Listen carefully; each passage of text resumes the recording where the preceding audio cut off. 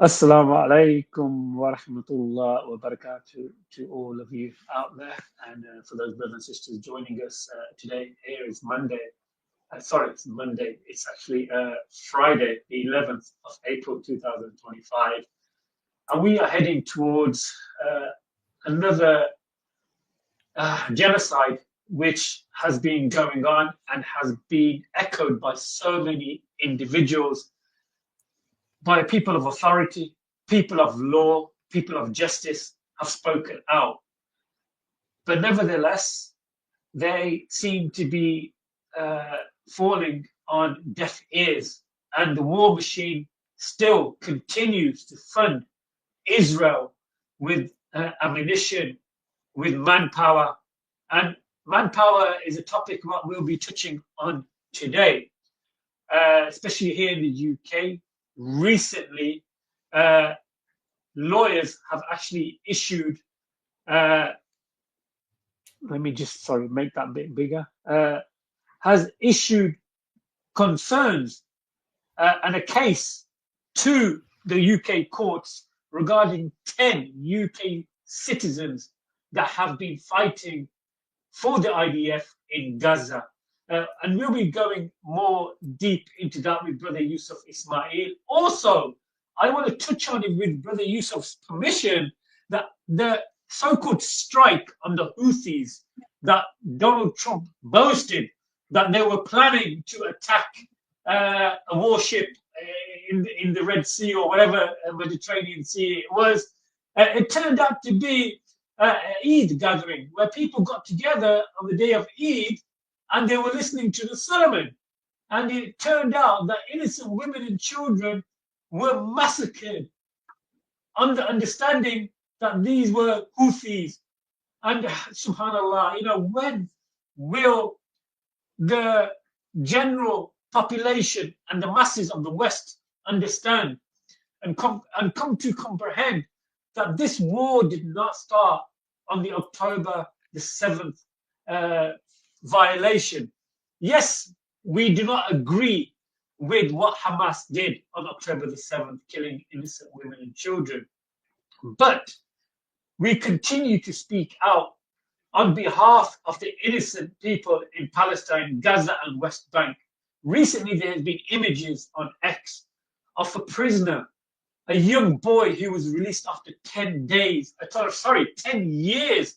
of detention. No, there's no crime that was committed. Nothing, just arrested and put away for 10 years.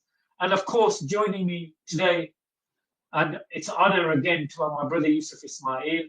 Brother Yusuf, nice to have you. Assalamu alaikum wa rahmatullah wa barakatuh. Wa alaikum assalam wa rahmatullah wa barakatuh. It's always an honor to be co-hosting this program with you, as we've been doing it now for a year, and you've become a good close friend of mine. And let's continue this. I just want to start. There's so many issues that's been happening.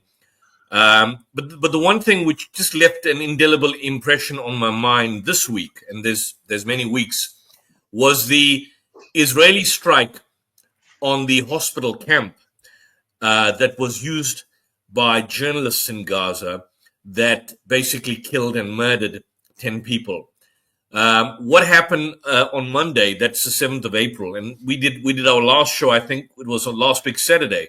And we were as we were discussing the killings of the U.S. medics, we made the point and the prediction, as was quite clearly the case, that more people are going to be killed in the next few days, which obviously was confirmed. The Israeli airstrike on Monday, I believe, where it was a tent camp within a hospital complex in the southern Gaza city of Khan Yunis. 10 people were murdered in one strike, including a journalist, whilst dozens of more were caught up after the encampment essentially caught on fire. And what happened, what you see in these images, some of these shocking images, I've seen the images which are uncensored. Most of the mainstream news outlets don't show you those images where uncensored, but there are images and videos from the courtyard of Nasser Hospital, which is totally, essentially destroyed as Israel has destroyed every single hospital. And what it does is that it showed people desperately attempting to extinguish fires as it burnt through a complete row of tents. One video showed people screaming as a bystander was attempting to move a burning piece of furniture. Whilst a journalist, and this journalist, I don't know, you probably have seen the footage, he was identified as someone called Ahmad Mansour of the news outlet Palestine Today. He was sitting, burning alive. His colleague, Helmi al-Fakawi, was also murdered in the strike. 10 other people were murdered in the strike. Dozens were basically wounded. And this individual here effectively was burning. He was burning alive. He was sitting in a chair, burning alive. I don't know if people can understand the gravity of what you see, but I'm not going to show you. We won't be able to show you the all the images that we can show you. I've got the uncensored image where the fires are burning him alive. It's in all likelihood YouTube will remove this video as they've done in the past. So what I'm gonna do is show you an edited clip from The Guardian and the Middle East Eye as I share this particular clip. So I'm going to share this just to give you a sense of the gravity of what these people are basically facing. I'm going to share this and I'm going to expand this. Have you got this on your screen, Mohammed? Let me just share this. Yeah, I have. Yeah, I'm going to put it on. Yeah. And this is the tent. And listen to the screams. I'm going to expand the sound. This is a tent which was housing journalists. And in this tent, you'll see a journalist that was basically sitting in a chair, burning alive. And he couldn't even scream. That's how intense the flames were. Look at this. Look at this. So, you're not going to see the image.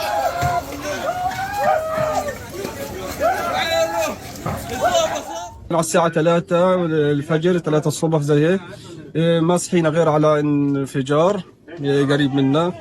طلعت من خيمنا كلنا لقينا في قص استهداف لخيمة زملائنا الصحفيين. لكن احنا مستمرين هنواصل في تأدية الرسالة ونقل الحقيقة للعالم كله وهذا واجب إنساني علينا.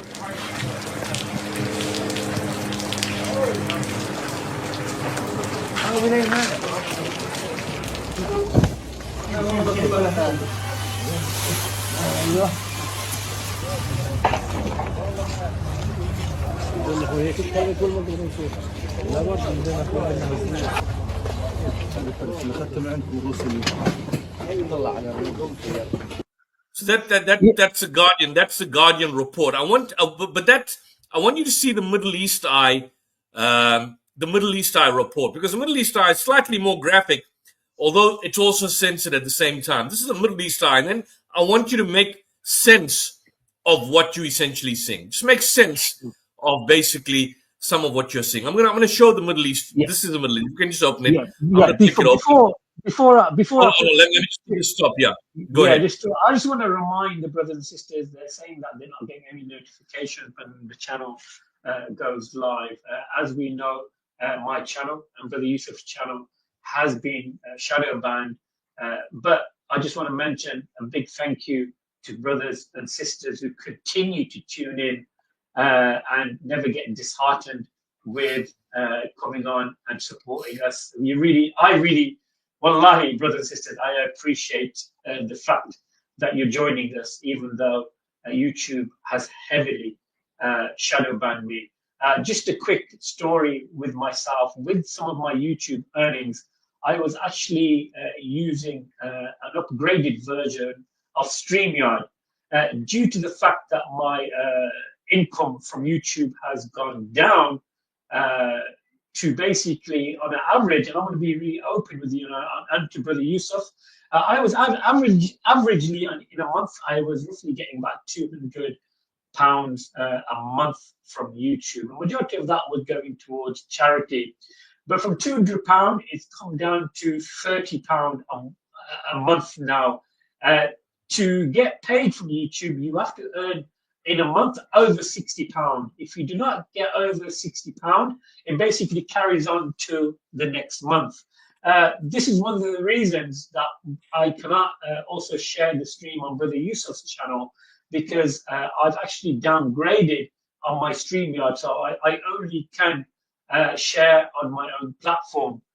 So inshallah, keep me in your prayers, brothers and sisters, and keep Yusuf in your prayers.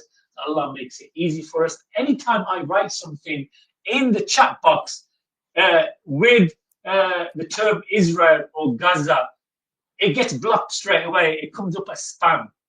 So YouTube, or even, I don't know if it's YouTube or StreamYard, they block it straight away. But Brother Yusuf, I just wanted to make that clear to the audience, and I want to really thank them for their support. No, indeed. And I just want to make that point to people out there.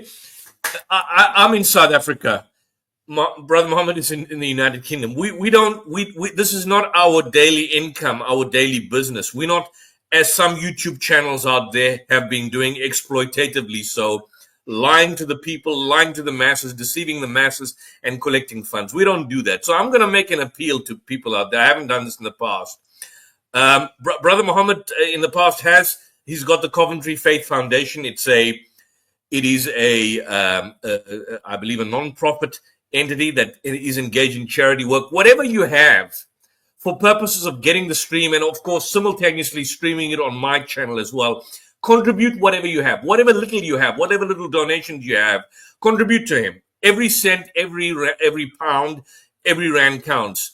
I think the link is on his channel, and that'll obviously give him the opportunity to stream it not just on my channel, but on other channels as well. I believe there was a channel in the United States, Consider This TV, which was also carrying these streams simultaneously. So we reach 3 different continents: the United States, United Kingdom, and Africa.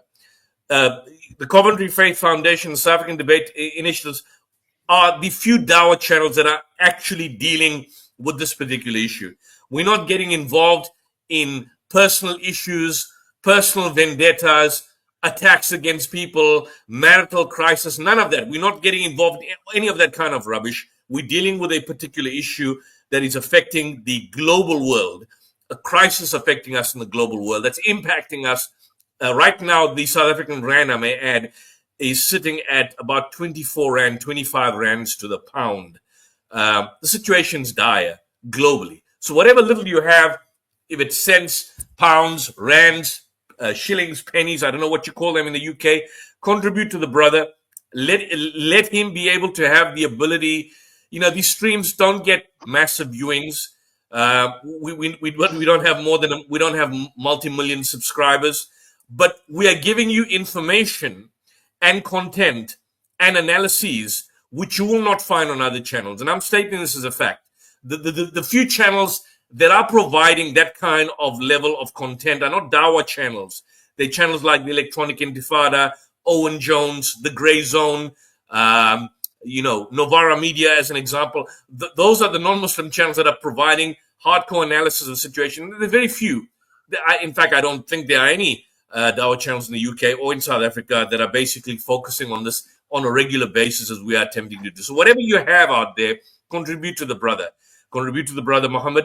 I don't get anything. I don't want anything. I just want the content to be shared as widely as possible so we can expose this genocide and confront the Israeli Hasbara and destroy it.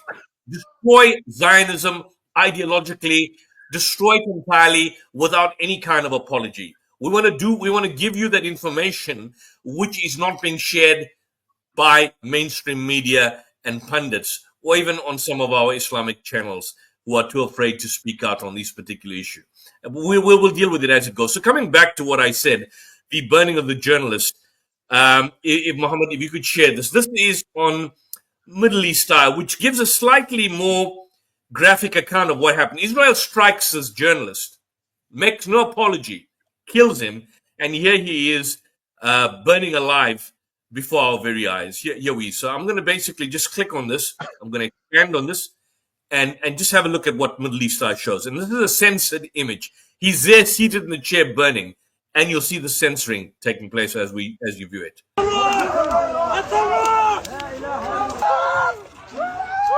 He's sitting in the chair.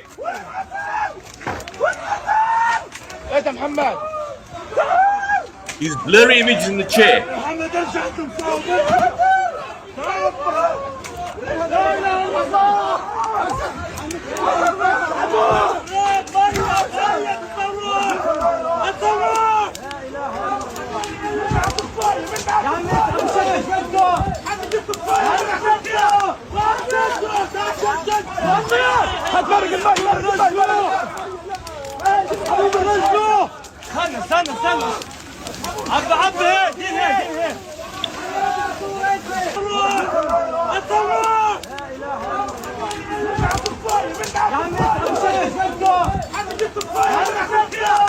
He's sitting in the chair burning alive, can't do anything.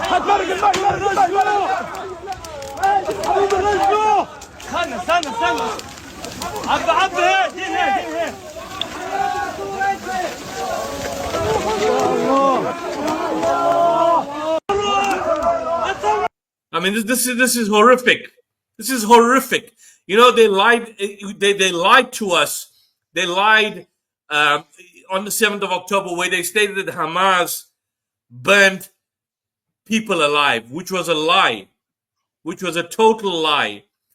You seeing how many people? Not only now. What about last year? I forgot the name of the individual that we saw burned alive, and thousands are burning alive. Thousands.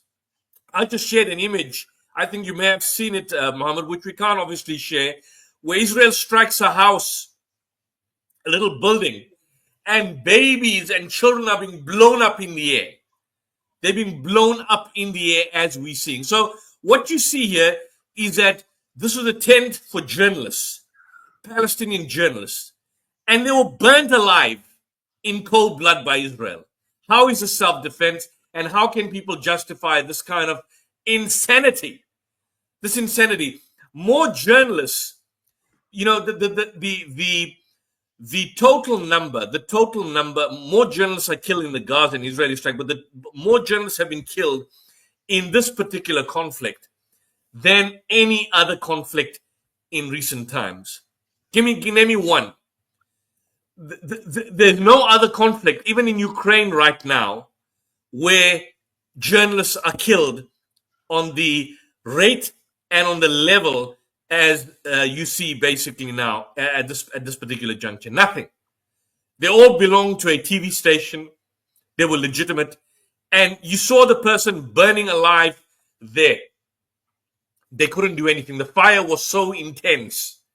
The gas canister obviously had exploded as a result of the strike.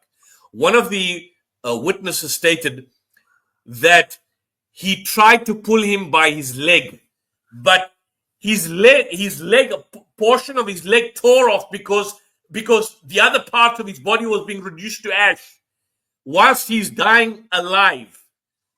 How are people justifying this? How are people supporting this? You know, we had a lot of people, we had a lot of pro-Zionist supporters that used to come on the stream at the beginning and had a lot to say. They had a lot to say. As the genocide has continued day on and night on by the day, they've become very quiet. They've become totally like mice, silent like mice. How could you justify this? How could you justify this? It's absolutely insane. Recently, I was watching a podcast on Joe Rogan's podcast, and this individual called Douglas Murray. Yeah, I haven't seen that. Yeah. He is a proper scumbag, and actually he is funded by the Israeli government. He received an honor award by the Israeli president Isaac Herzog for his propaganda regarding the genocide in Gaza. So this scumbag, Douglas Murray, he came on and he's just justifying the genocide. We have to understand that majority of these people are paid, AIPAC, possibly other organizations, to help push this narrative that it all started on October the 7th. If Hamas never did that, this wouldn't have happened. Brothers and sisters, we know, and Brother Yusuf has spoken for months now, that, as they say, mowing the lawn. It happened before 2023. It happened numerous times, and so let's put this into perspective. Don't be fooled by some of these big talkers on some of these main platforms such as Joe Rogan.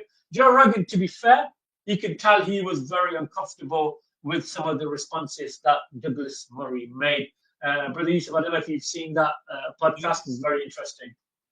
Yeah, I know it was with Dave Smith and Douglas Murray with Joe Rogan. I haven't seen the entire podcast. It's about an hour, 2 hours. I just don't get the time. I would like to see it probably this weekend.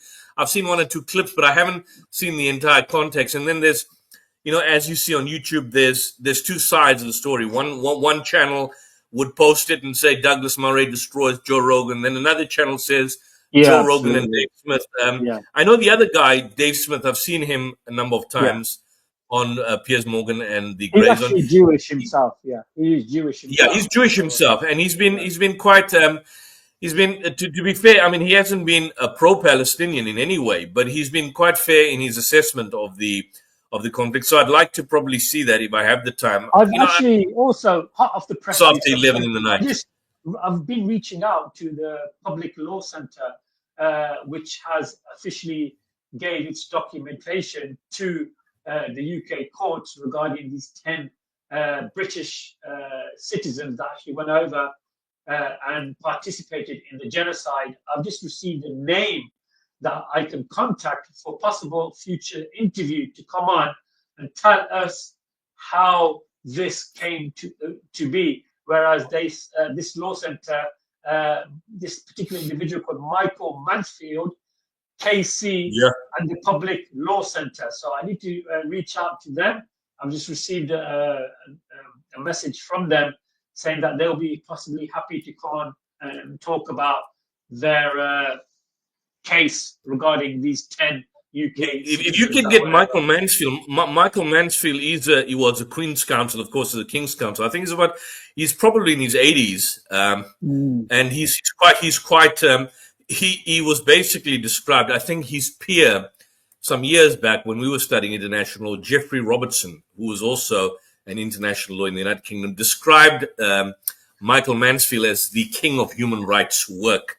So if we can get Michael Mansfield on this program, I mean, that'll be next level stuff, for really phenomenal. And, if you need me to attempt to make some sort of contact from the South African point of view, I'd like to do that. But yeah, no, it'll be phenomenal. If you could get someone like Michael Mansfield to kind of give us his perspective, that'll be really fantastic. So, I just want to move on to the point, if you recall on Sunday, or I think on Saturday, we discussed so that's what you saw, the killing of the journalist. But on Saturday, we discussed Friday, if my memory serves me correct, the killing of the paramedics. And at that stage, none of the information that we have now was available to us. But both myself and Brother Muhammad stated at that juncture that it is clear that the targeting and the killing of these medics was deliberate and intentional and murder. And back then, the media reports basically were giving the ideas, and shamelessly so, the BBC giving the Israeli perspective that the Israeli Defense Force, and of course the Israeli spokesman, basically made the point that these ambulance vehicles were not even they didn't have the ambulance sirens going on, and they made the point that these were advancing suspiciously in nearby troops without any kind of headlights or emergency signals. And they then stated that as a result of that, they thought that this was Hamas, and they opened fire and they shot. You and I, Mohammed, called this out as a lie, and we made the point, particularly, that whenever Israel murders in cold blood, it engages in denial. Two, it basically says that they were actually targeting Hamas. Or three, they basically state that they were making a mistake.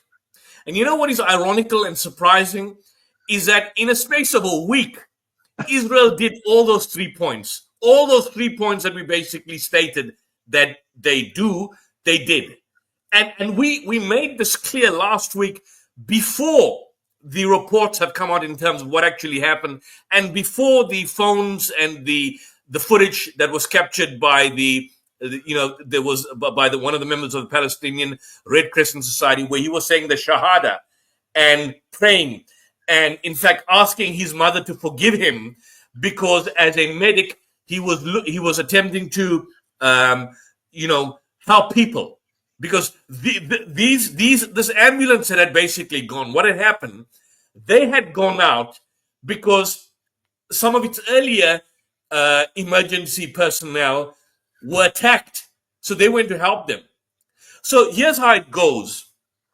When the story first came out, after they murdered these 15 Palestinians, the military stated that it initially opened fire because the vehicles were, number one, they were advancing suspiciously.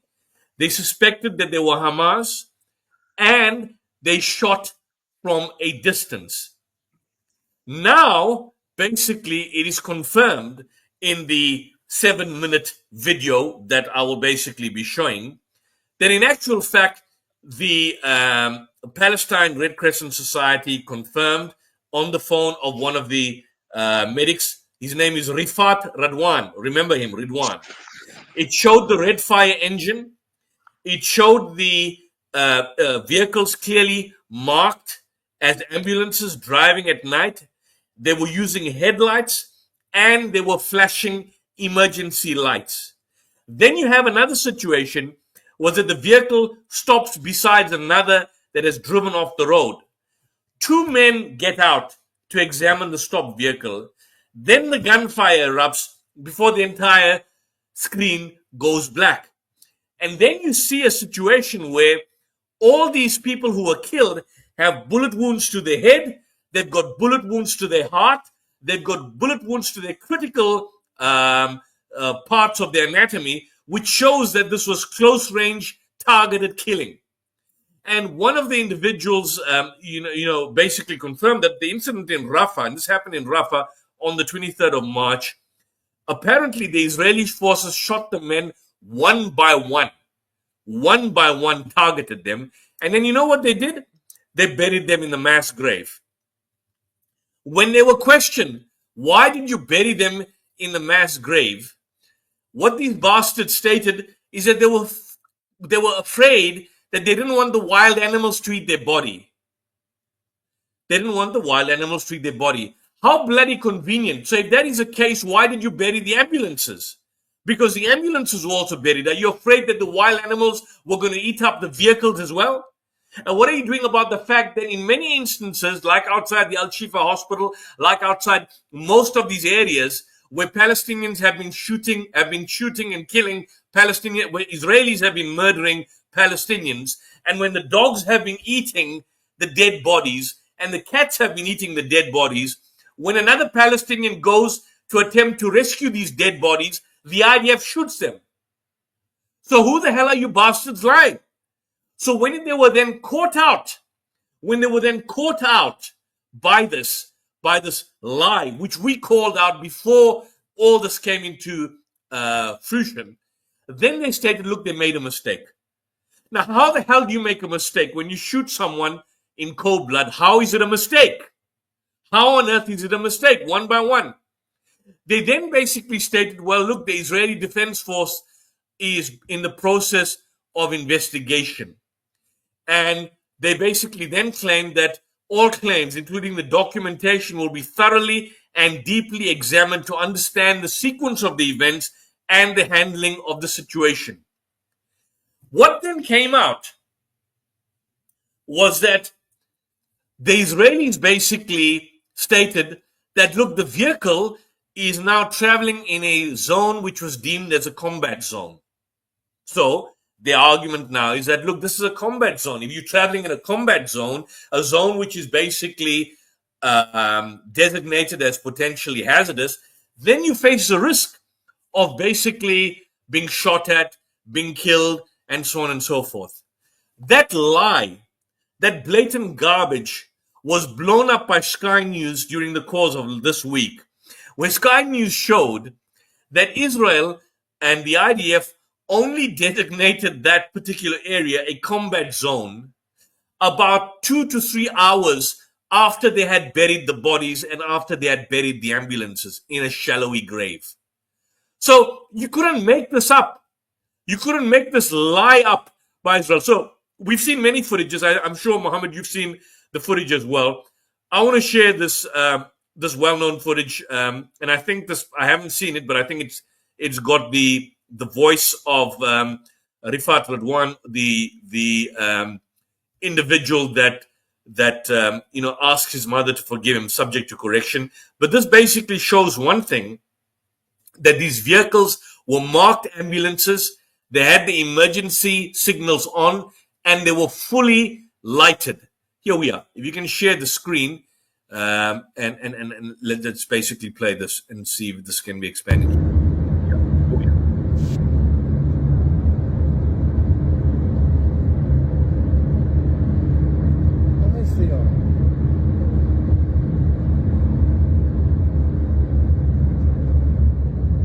They were searching for colleagues who were missing. Remember that. These people were, so you know the story. They were searching for people and paramedics that were missing.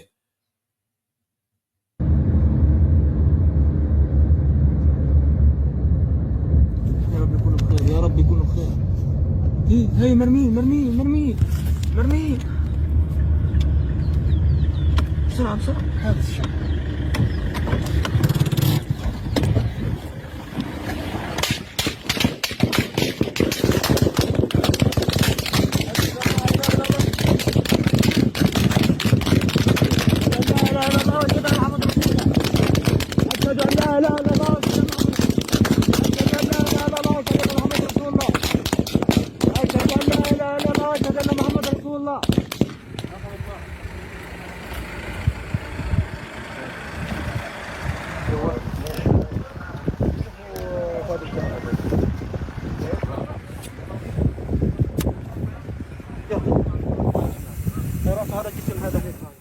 Look at it. You know what's there?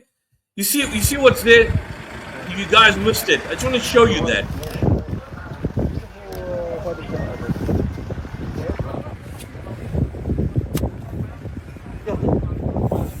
Those are flies. Can you see on the top? The place is infested with flies. You know why? Because there's so much of dead bodies. It's attracting thousands and thousands of flies. So you basically are seeing situations where, babies and children, young children, they are seeing their mothers and their fathers with maggots. I mean, imagine the psychological trauma of seeing that. Look at these flies. This is infested with flies. So they were dumped there, not even given a proper burial by this bastard nation. And obviously it's going to attract flies. So you can see the noise, thousands of flies. And that's why they have to be masked, because of the potential of disease in this area. Look at that. Look at that. So the point is that this is a sickness that we are dealing in relation to this. So we know the fact Israel changed the account of what basically transpired. They lied. The New York Times originally shared the video when it basically came up, about 5 minutes. And as you can basically see, the medic, Rifat Ridwan, he was heard saying his last prayers. He was heard saying the Shahada before the voices of Israeli soldiers are heard approaching the vehicles and basically opening fire. And when the ambulances responded and they approached the area, that's basically where the Israelis opened fire. And it was in close range. So they lied on two counts. One, that the vehicles were not marked and that these were not paramedics, and they didn't, in fact, appear in paramedics. Now, what we know is that not only were they marked, but the paramedics also wore reflective high-vis uniform. They also wore so they were clearly visible. And then their brights were on. And to top it all, they are basically in an area which was not even declared a combat zone. If it was a combat zone, why is it that Sky News confirmed this week that it was only turned into a combat zone 2 to 3 hours later? How can people justify this? How on earth can people justify this shocking insanity of the worst kind. How do you justify this? How do you justify this? You know, just up to I think last week, one of the days, close to 44 people were murdered in a strike. Subsequently, 21 in Khan Yunis. I've lost count. There's so many killings that are taking place that you want to basically go through each and every single one of them. We don't know what to discuss. You have, for example, another strike at the Al Nakil Street in Al Tufa neighborhood of Gaza City, where a group of people had gathered near a bakery to gather some sort of dough. They were murdered. They were killed in cold blood. 6 of them were killed. Three of the people who were killed, 3 of them happened to be children. 3 happened to be children. So it appears that this is a nation that is ongoing and engaging in killing non-stop. What you need obviously to do is, and as the United Nations and the Palestinian Red Crescent have demanded, is that you need an independent inquiry, but Israel will obviously never allow an independent inquiry. I mean, what policy dictates, even in terms of normal law, that the murderer goes and investigates himself? How can a murderer investigate himself? Can you have a situation where a murderer investigates himself? That's just absolutely insane.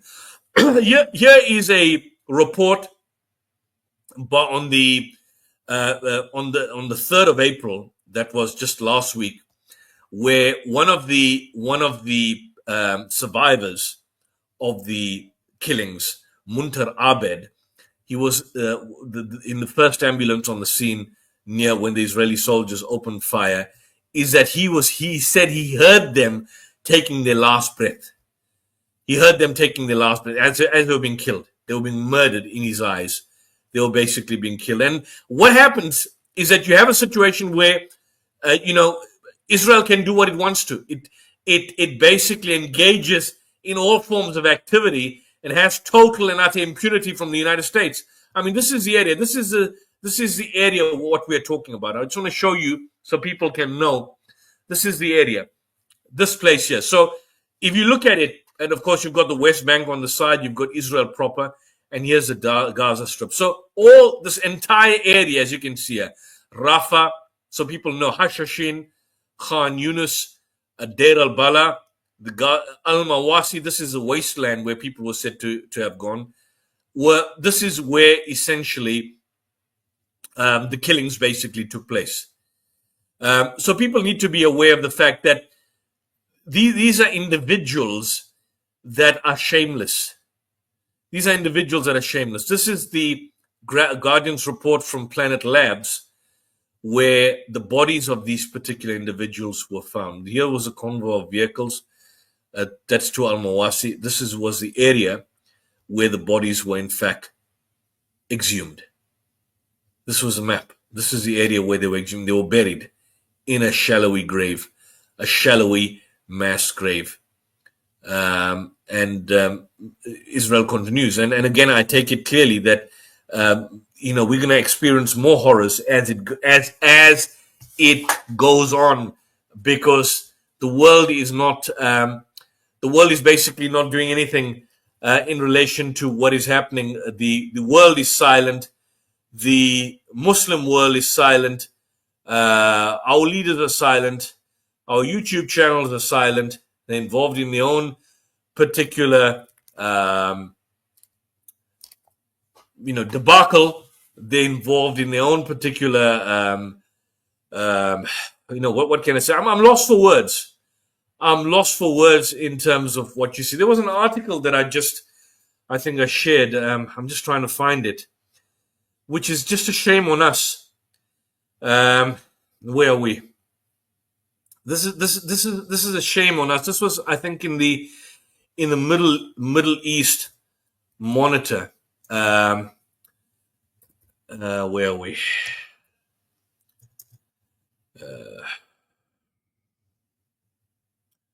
I'm just going to try and open this if I can just get this. This is what's happening in the Muslim world. This was in the Middle East Monitor. I saw this article. I'm trying to see if I can open this page. Arabs dance whilst Gaza burns. And I mean, it appears to me that, we've forgotten. We've forgotten. This was in the Middle East Monitor.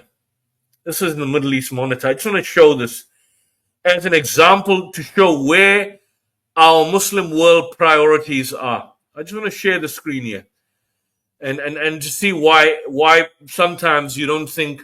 Is there any music in that? Best induce. There's no music. There's no music. I'm not showing any music here. If you can share this, I'm not showing any music. If you can just share the screen here. This is an image of a concert. If you can see it, this is a German. I think this was just recently. This is basically in the Middle East Monitor, which we've played many of the videos. Fairly decent outlet by Sister Yvonne Ridley, playing music out during an outdoor party at Jabal Al Fil Al Ula in Saudi Arabia, next to the iconic Elephant Rock. I mean, this takes you back to the Qurayshi period, the days of the Yawmul Jahiliyyah. What is happening? How are you? I can understand the point that you have rock concerts in the United Kingdom, in the US, in Africa. I mean, of course, Africa is a contradiction. In the United States, Muslims, but there's a genocide taking place. How do you have entertainment, dancing, involvement? I mean, does this not affect, and this is Muslims, I mean, not just your leaders, but I mean, Muslim individuals, and on your doorstep, there is a genocide. And Yvonne Ridley, the phenomenal Yvonne Ridley, she makes a point. It's very easy to criticize Britain, of course, which we do all the time, and remind everyone why the Union flag is known around the world as a butcher's apron, and the US is an open target. And the Israelis, of course, have embraced unprecedented savagery, because, of course, the West have given them the green light. So we've always been focusing on the US, Britain, because we know they are the primary fomenters of the genocide. Question she asks, what excuse does the Arab world have to hunker down and pretend that a genocide is not happening in their backyard in the 21st century? And she raises a point which is legitimate. I'm not sure how history will judge them, but the only conclusion I can reach is that they are spineless cowards. This is a harsh comment, ruled by regimes and despots who despise them. What has happened to the descendants of the Arabs who took on them? What has happened to the descendants of the Arabs who took on the might of the Persian and the Roman empires and won, taking justice and freedom to societies steeped in corruption and immorality? I mean, go back, because look at our leadership. At the epoch of Islamic leadership, during the heights of the Khulafa Rashideen, you had men of the stature of Hazrat Abu Bakr, Umar, Uthman, Ali. Where are they today in society? Where are our Abu Bakr? Where is our Umar? Where are people like Umar ibn Abdul Aziz? Where are these stalwarts that were a source of light, which even Thomas Carlyle, as was famously quoted by Ahmad Didat, you know what he stated?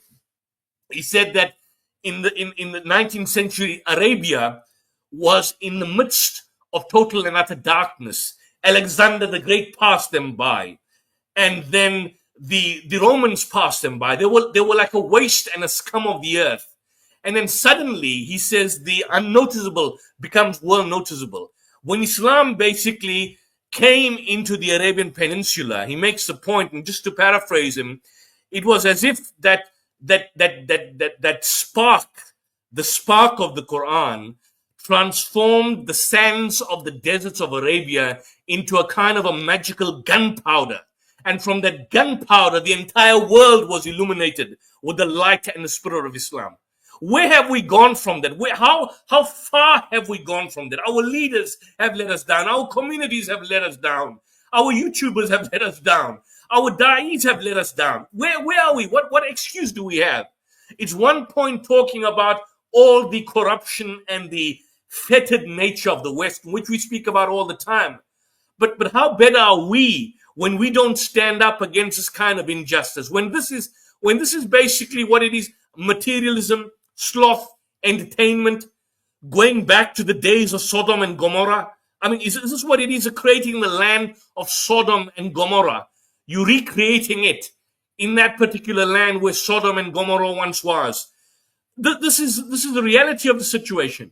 I'm not going to show some of these images, but I mean, go on the Middle East Monitor website. There's music, there's entertainment, dancing, semi-naked people, semi-nude individuals. I mean, what she's pointing out is that in the midst of a genocide taking place and engulfing a key part, a strategic part of the Muslim world, because Masjid al-Aqsa is the third holiest site in Islam,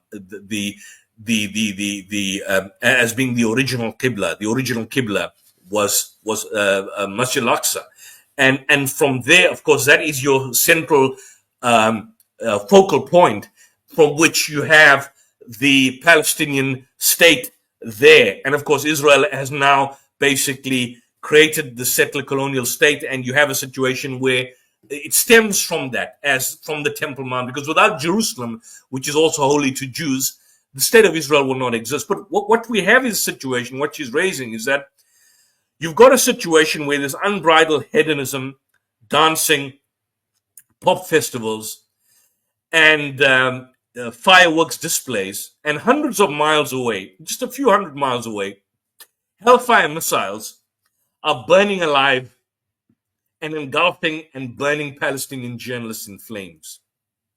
This was a festival. This is just the point. It happened, I think it happened this week. The video was not some 1950s, but from 2025, Saudi Arabia, country under the control of the former Crown Prince MBS, Mohammed bin Salman. She says, I'm all for having fun. Of course, Yvonne is liberal from that perspective. But the idea of such hedonism just a few hundred miles from the epicenter of the Gaza genocide is outrageous. Have these Arabs become so inured to what is happening to their brothers and sisters in Gaza that the humanity button has been switched off?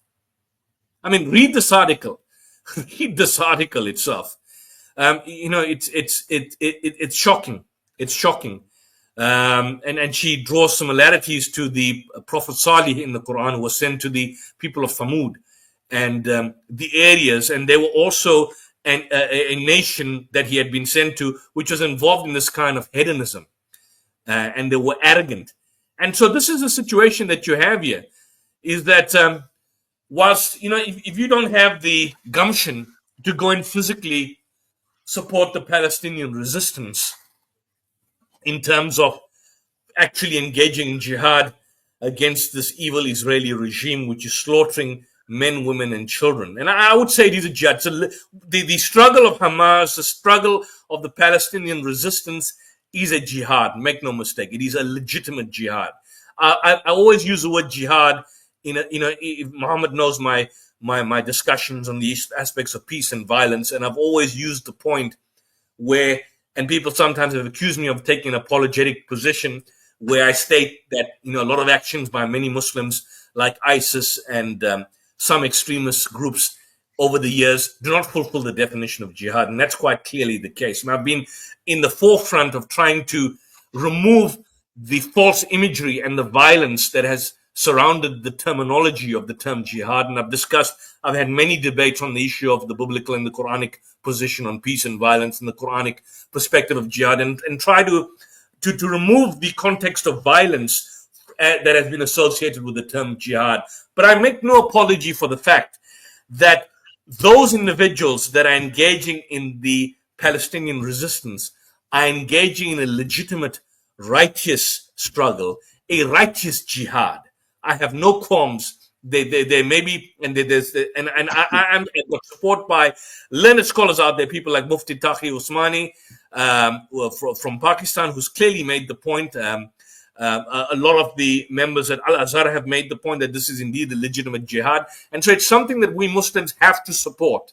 But if we can't support it physically, if we can't support it by means of giving food, then at the very least show some sort of symbolic support and symbolic defiance against established authority. Speak out against the demagogues, both in the Muslim world and, of course, in the English-speaking worlds. Speak out against the behavior of those Muslims and those Zionists that are basically supportive of the state of Israel. We have to do that, and of course create the mass awareness of what is happening on the ground level. And the same principle would apply to any other part of the world. Any other person, any group, any nation, whether they're Muslim or non-Muslim, if they are subjected to oppression and tyranny by tyrannical leaders and rulers, then it is our duty as Muslims to stand up and speak for them and liberate them. This is basically what Surah 4 verse 75 states. What does Surah 4 verse 75 of the Quran states? I've discussed it many times. What does it say? وما لكم لا تقاتلون في سبيل الله والمستضعفين من الرجال والنساء والولدان الذين يقولون ربنا أخرجنا من هذه القرية الظالم أهلها واجعل لنا من لدنك وليا واجعل لنا من لدنك نصيرا. What is it with you? This is the call out given in Surah Nisa chapter 4 verse 75. What is it with you? It's a cry towards the believers. What is it with you, or those people who claim to be believers? If you do not fight in the cause of Allah and for oppressed men, women, and children who cry out, our Lord, deliver us from this land of oppressors and appoint for us a savior or a redeemer or a liberator, appoint for us a helper, or by your grace. Now, this helper or this redeemer is not some sort of future Jesus Christ coming to save you or a Mahdi coming to save you. It's an ordinary human beings. It's us. It's all of us. It's speaking to us to assist them in whatever way we can do to assist these people that are dying. If we can't physically do anything, then at least use your mouth and speak out. And that is a lesser form of jihad. Speak out with your mouth, speak out with your tongue, speak out with education, speak out with empowering the people and giving them information out there about what is happening on the ground. Speak out about the harms of apartheid. Speak about the illegitimacy of this regime. Speak about the illegitimacy of all the regimes that we see basically oppressing and torturing and destroying people. Speak out against this at the very least. That's the least we can do as individuals. And if we don't do it, then, the Quran says, وَإِن تَتَوَلَّوْا يَسْتَبْدِلْ قَوْمًا غَيْرَكُمْ ثُمَّ لَا يَكُونُوا أَمْثَالُكُمْ. That if you turn your back, then Allah will replace you with other people, with others. Then they will not be as ungrateful and, so infested with this kind of self-righteousness and conduct that you may have. So this is what we're asking, brothers out.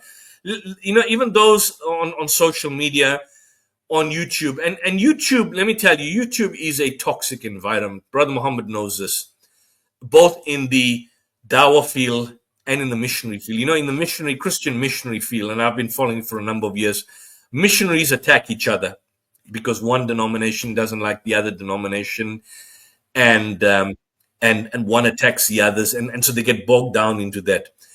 Amongst the da'is in the past, we never had that because there were very few major players. I mean, you had people like Ahmad, Dr. Jamal Badawi, still with us, but part of that. I view him as part of that particular generation of people of real stature. Dr. Shabir Ali, even individuals are no longer in the people speaking circuit. People like Gary Miller in my country, who's no longer as active as he was, Advocate Yusuf Bakas. I mean, they supported each other. They supported each other, whatever their differences may have been ideologically, but they always supported each other. We don't have that now in the dawah field. It's so fragmented, so divided. Everybody's so involved in attacking each other, not just ideologically, but even personally, that the bigger picture is lost. So Gaza is now no longer of concern because you have your own battles that you want to fight. You have your own internal turmoils that you want to basically engage in and attack and destroy reputation and all of that. So what happens in the long term, all the information and all that awareness that needs to be created, and you need to ideologically empower people with what is happening in terms of injustice in all parts of the world, that is set aside by virtue of the fact that you are occupied in your internal fighting. And that's what leads to the destruction. So that's something that Brother Muhammad's channel has not, and that's why I'm saying support him in the United Kingdom, support the South African Debate Initiative, and share these streams, because we want to keep you updated. We want to basically bring the latest information out there, and try and get you updated in terms of individuals and what is really basically happening on the ground at grassroots levels, and certainly giving you information that that will not be given to you by the mainstream media. And so, Mohammed, I don't know if there's anything you want to say, but if there's nothing, then we can move on to the I just which is want to add. Sure. One of the reason I actually made the thumbnail with the images of these martyrs is to remind everybody that when the term Palestinian or a number is used, we don't really get to see the face or the name of the individual.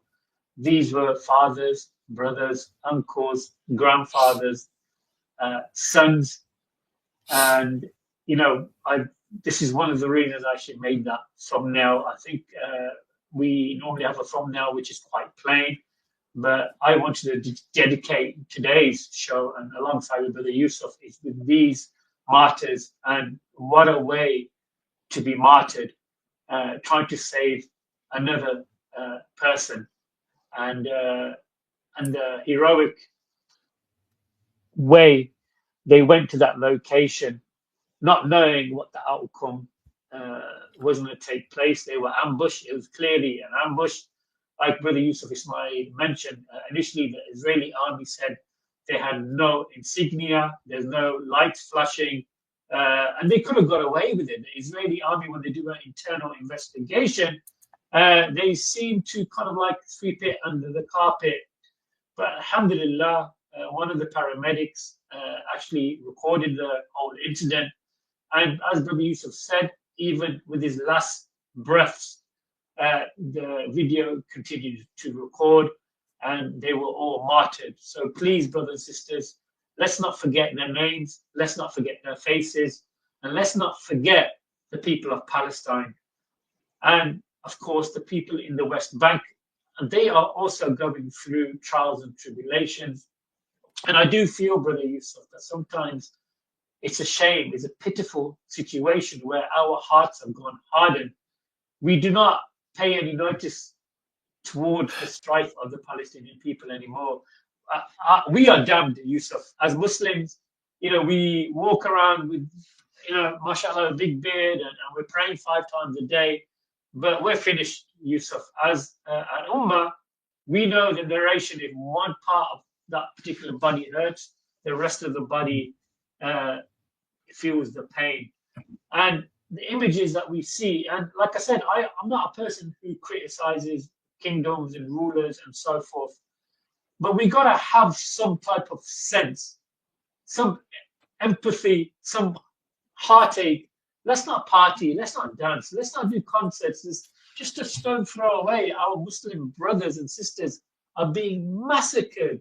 Women and children are being massacred, but we're too busy partying, dancing, hosting these lewd, despicable women and men.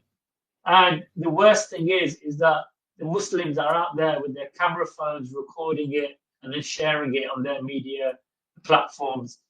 And then you have this paramedic who shared this clip of him going to that location, testifying that none has a right to be worshipped except Allah, and that Muhammad sallallahu alaihi wasallam is his prophet and messenger. Now, I would rather go out the way these noble paramedics go out than these party goers who are making these clips and then sharing them on TikTok and YouTube and so forth. I just wanted to share that with you. So today's show really is for the brothers and sisters who gave their lives trying to rescue their colleagues. It's appalling what we're seeing right now, Brother Yusuf. But we mentioned this from day one. If it's not for the journalists and the aspects that these noble men can record with their cell phones, majority of the war crimes would have gone buried in the sand. And I'm sure there's many, many more crimes, but we've just unfortunately have not witnessed it through social media. But Allah subhanahu wa ta'ala will question everybody, and they will be raised again, and they will be questioned. And may Allah have mercy upon these paramedics. And Brother Yusuf, it really breaks my heart when I see these lovely men going out there rescuing somebody else, and then they get ambushed by the Israeli army. And the testimony of faith, Yusuf, we know sometimes we are put into difficult situations. As humans, we don't really call out Allah subhanahu wa ta'ala. We're thinking about our family. We're thinking about how much money we've left in our accounts. That's what comes into our minds. I forgot to delete my history on my Google search engine, or I forgot to, tell my family that no, their last words were the shahada, the testimony of faith, and that's true iman, Brother Yusuf. Yeah, no, and that was one thing, as was mentioned in the Turkish newspaper Anadolu. Besides even reciting the Shahada, he recited the Shahada, and he kept on reciting the Shahada. If you saw that clip, but look at also what he also asked. Look what he said. And this is from the Turkish newspaper. His last words were, he says, "Forgive me, mother. Forgive me. The army arrived." And he basically was stating that, look what he says, "Forgive me, mother. This is a path I chose to help people. The army has arrived." So he knew that this is a man. Remember this martyr, and he's definitely a shaheed. Palestinian paramedic Rifat Radwan. And I support Hamas, by the way. I'm not speaking for Brother Muhammad. I support, but he was not part of Hamas. He was a paramedic all his life. He was never involved in. He was involved in helping people, in taking care of individuals. He was a paramedic, attending to those who were injured or killed. That's what he did all his life. And he's basically telling his mother that this is the path I chose to help people. How sick is it? How sick and satanic and evil it is that you have to lead to a situation where someone that has chosen to take the path to help people has chosen to adopt a noble cause, knowing full well that noble cause that he's doing will end up killing him. How sick is it that you can even defend this kind of evil? And so when you've got people, like the homosexual Douglas Murray coming, and Douglas Murray is a spent force. He's got this, stiff upper lip British superiority complex, even in the way and the charade that he talks. He lies. He's a liar. I'll remember one thing I will remember about Douglas Murray during this genocide is that he was one of the first few embedded journalists in Israel. And I think on one of the earlier shows of Piers Morgan in 2023, there was clearly a rocket that was basically flying over his head towards Gaza. So there was a rocket from Israel, basically a strike from Israel, entering Gaza and obviously above his head. And he was basically facing the camera, and the strike was basically behind him, entering Gaza, striking into Gaza. He lied on national television that it was the other way around, that it was Hamas firing a strike on Israel. So these are the kind of liars that you've got in relation to what they inform you and what they basically detail you. So this is the individual. He says, with heavy broken heart, "Forgive me, my mother. This is the path I chose." He continued, "Oh Allah, accept me as a martyr. Forgive me and have mercy on me." I mean, how many martyrs have the ability to even say this? How many martyrs have the ability to say the Shahada? You sometimes kill without knowing that you're going to be killed. How many martyrs have that ability? So he had, we should mourn him at the same time, and we should condemn what Israel did. But he's got in the house of Islam, he's got a high status. He's got the highest status, dying as a martyr, and we should celebrate his martyrdom for him helping people in a cause. and of course condemn what the Israelis have basically done and keep on condemning the Israelis in relation to the evil I want to ask actions. you a question, Yusuf. You know, I know by profession you are a lawyer, criminal lawyer. And I asked this question previously before, and I continue to ask it, is what does international law stand for anymore? When countries like Hungary, America, other countries are willing to let this psychopathic, evil individual visit their countries, and he's greeted, he's looked after, he's pampered. What is international law anymore? And how can any other country now point fingers at any other tyrant country who is committing mass murder, genocide? How can now these countries point their fingers at anybody else? Have the bar gone so low that now anything and everything goes? You know, what more do we need to witness? When the massacre in Rwanda took place, we saw imagery of people being hacked alive, women and children, and it was called a genocide. But now they're using bombs, they're using missiles, artillery shells to kill women and children. Every day, brothers and sisters, there are women and children, innocent women and children being massacred in Palestine. And the verse that you mentioned is very powerful, and it's a supplication. It's a supplication from those who are being oppressed. Ya Allah, when is some help going to come to us? When is the aid of Allah and the help from the Muslims going to come and support us? And subhanallah, Brother Yusuf, this question again, what's happened to us as Muslim and as the Ummah? Like you mentioned, the Khulafa Rashidin, even if one woman or a Muslim was harmed in any way, or the honor was taken away from the Muslim, they were willing to send an army to deal with that situation. But subhanallah, Brother Yusuf, international law is finished. The Islamic framework is finished. Is this Yawm al-Qiyamah? Is this the end for us? Are we going to be humiliated like this? You know, I must get the Islamic futurist Ziauddin Sardar one day on this program. I had a discussion with him years back. He's also London-based. He's, I think, probably in his 70s. Phenomenal Islamic scholar. He wrote a book called The Future of Islamic Civilization in 1979. And in 85, he wrote the phenomenal magnum opus called Islamic Futures, The Shape of Ideas to Come.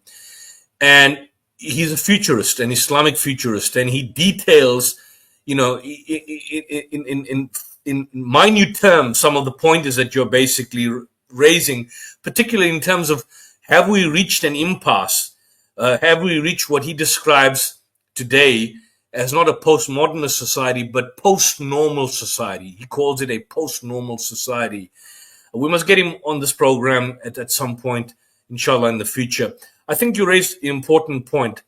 Contemporary international law, and I studied international law, but I'm not an international law expert. But I did study international law, but I'm not an expert by any means.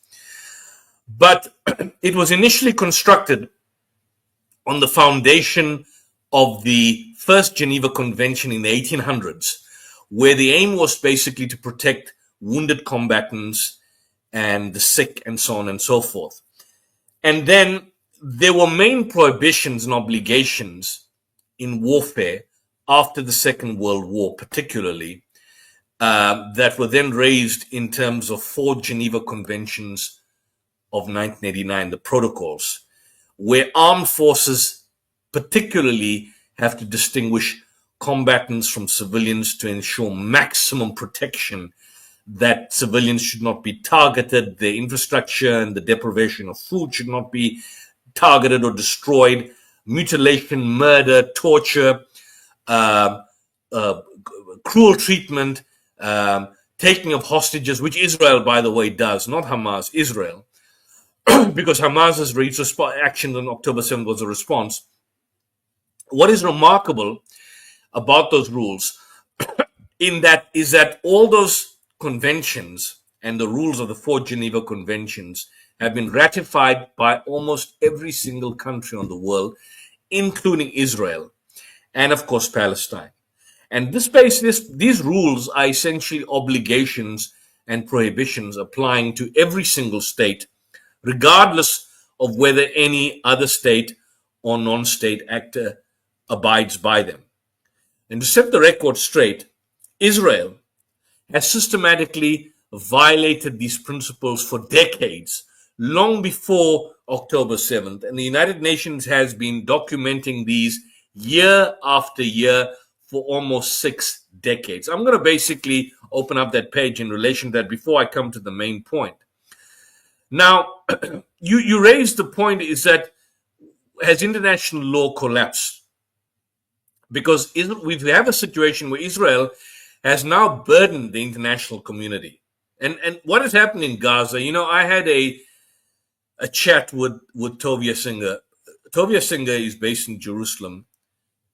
He was in Malaysia. I think he's married to a Muslim. I'm not so sure. Again, this is just from rumors, but he has been very sympathetic towards Muslims and towards Islam, and particularly very critical of missionary.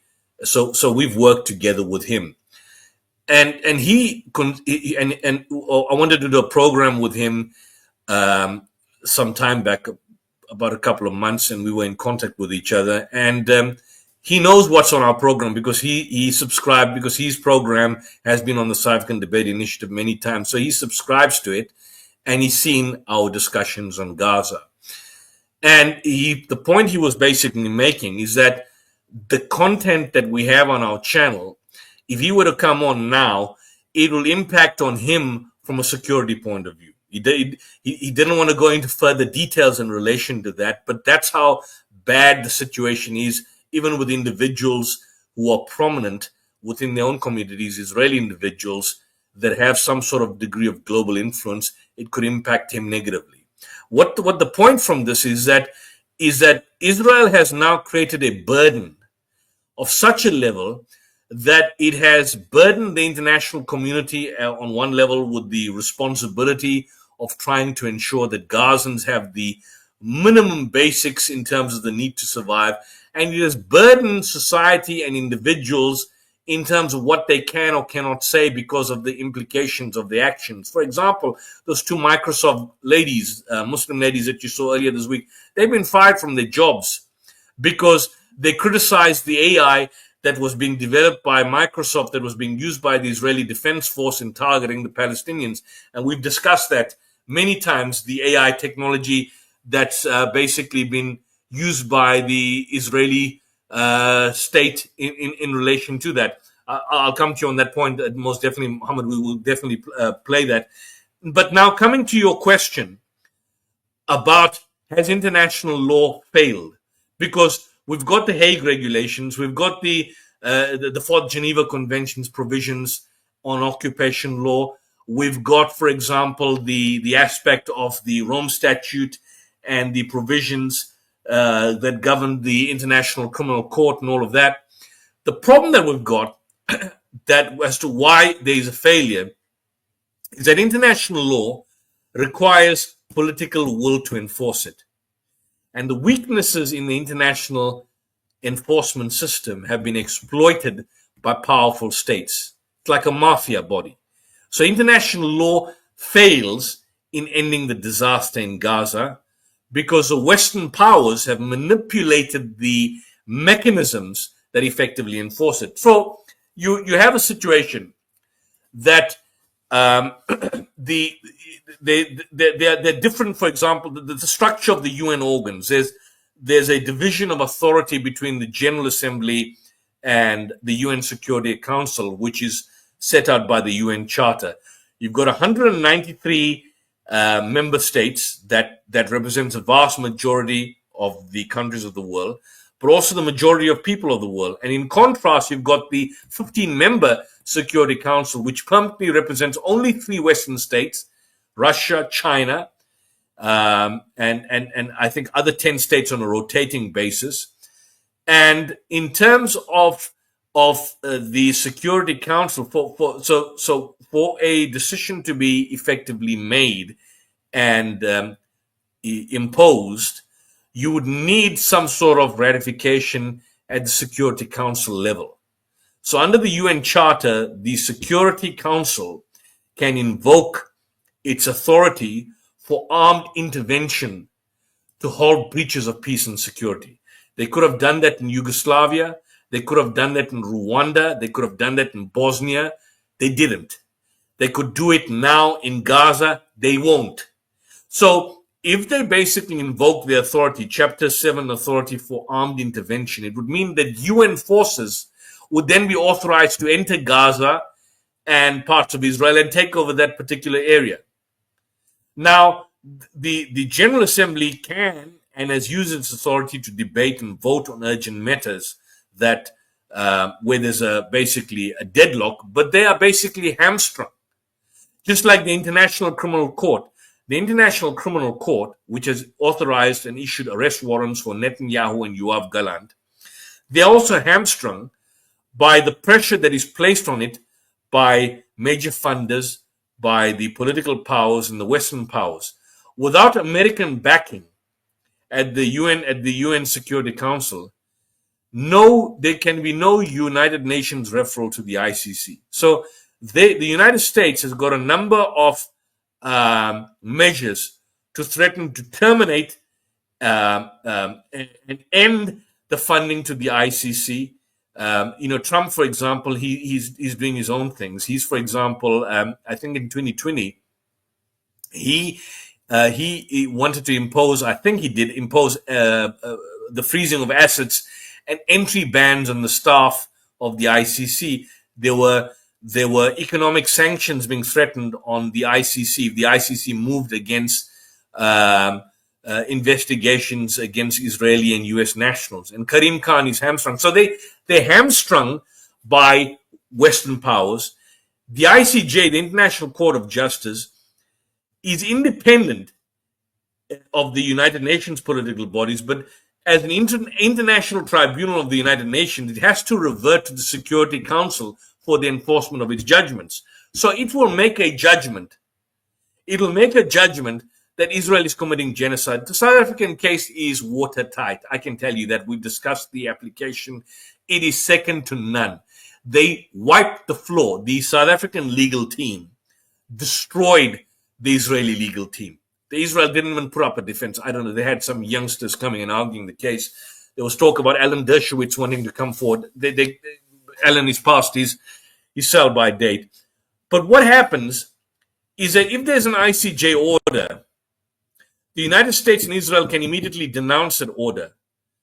And they call South Africa's case, they call it meritless. And I mean, it's not just people now like the Secretary of State, Marco Rubio, but we have, for example, idiots in the Biden administration, because the Biden administration backed the genocide. Admiral John Kirby, and who was the other guy? The guy that was, I forget his name. There's so many people that coming. The previous Secretary of State, his name just slips on mind. We've discussed him many times. Backed and supported the genocide. They lied in plain sight about what Hamas did. They lied clearly.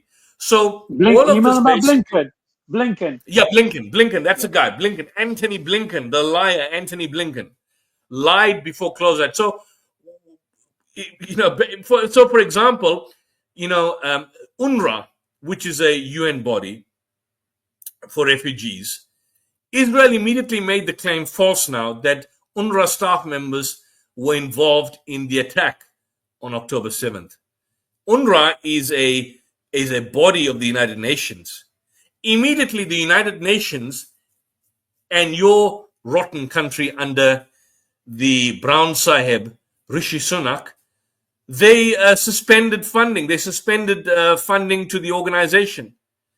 With American opposition at the Security Council, any kind of enforcement of the ICJ's provisional measures is blocked at the United Nations. So essentially, this is like a coalition of the willing. This is you've got a good set of laws, and I mean, look, you can criticize the the Universal Declaration of Human Rights, as many people have from an Islamic point of view, and certainly some of these rules and regulations that they have. I mean, that's on one level, but I'm not talking about that. I'm saying, as it stands, there's merits in international law. But the problem is that the actors within the United Nations and the UN machinery are so powerless, because effectively anything that happens can be simply shut down by the United States, United Kingdom, and of course, the state of Israel. I mean, at one level, of course, for example, there is somewhat more caution. For example, when Netanyahu just came to the United States just last week, his flight never flew over Hungary, because there was concerns that if they had to make an emergency stop, they were not sure if the Hungarian government would have executed the arrest warrant. Your country is a bit more dodgy because, although as you see a number of parliamentarians speak out, and you had a situation where two of your members of the Labour government, of the two backbenchers in the Labour Party, were denied entry into Israel just last week. I mean, you had, for example, even the minister trying to apologize and justify for Israel's conduct. They're trying to justify. They don't condemn Israel for their own Labour MPs are being. I mean, it's like you have your own family members that go to a restaurant and are kicked out of the restaurant because the restaurant owner doesn't like them. And you go out of your way to go and make justifications and excuses for the restaurant owner. How sick is the United Kingdom? I mean, how sick is your government and your ministers and these useless individuals, whether it's Keir Starmer or Rishi Sunak or Liz Truss, or who was it before, Theresa May or Boris Johnson, or, war criminals like Blair and so on. I mean, this is the reality of the situation. So it's countries like mine. And by the way, again, we've now got a what they call I forget the name because it's just getting late in the night. A Government of National Unity, a GNU, where the ANC government has now merged with other political parties like the Democratic Alliance. And just last week, a few weeks back, it's come to pass that a number of members of the GNU in South Africa were taken on a paid trip to Israel and were basically given treatment. So in the South African context, you've got a situation now where within the South African government, there are many hardened Zionists and supporters of the state of Israel who would obviously also not like to see and would like South Africa to withdraw the application that has been made at the International Court of Justice. So it appears to me, as someone like Michael Mansfield has stated, because, you mentioned Michael Mansfield, he had an excellent talk. Maybe I can just even go to the talk where he stated that it appears that the rule of law has broken down. You make the point, without any kind of legal background, you make the very same point that Michael Mansfield made, I think, just last week, where he says the rule of law has basically broken down. Michael Mansfield. I'm just trying to see if I saw this. Just about a couple of days, rule of law broken. But to the best of my knowledge, I think there's 137 countries that had signed to this particular Rome statute regarding the ICC. So 125 have formally become members of the ICC.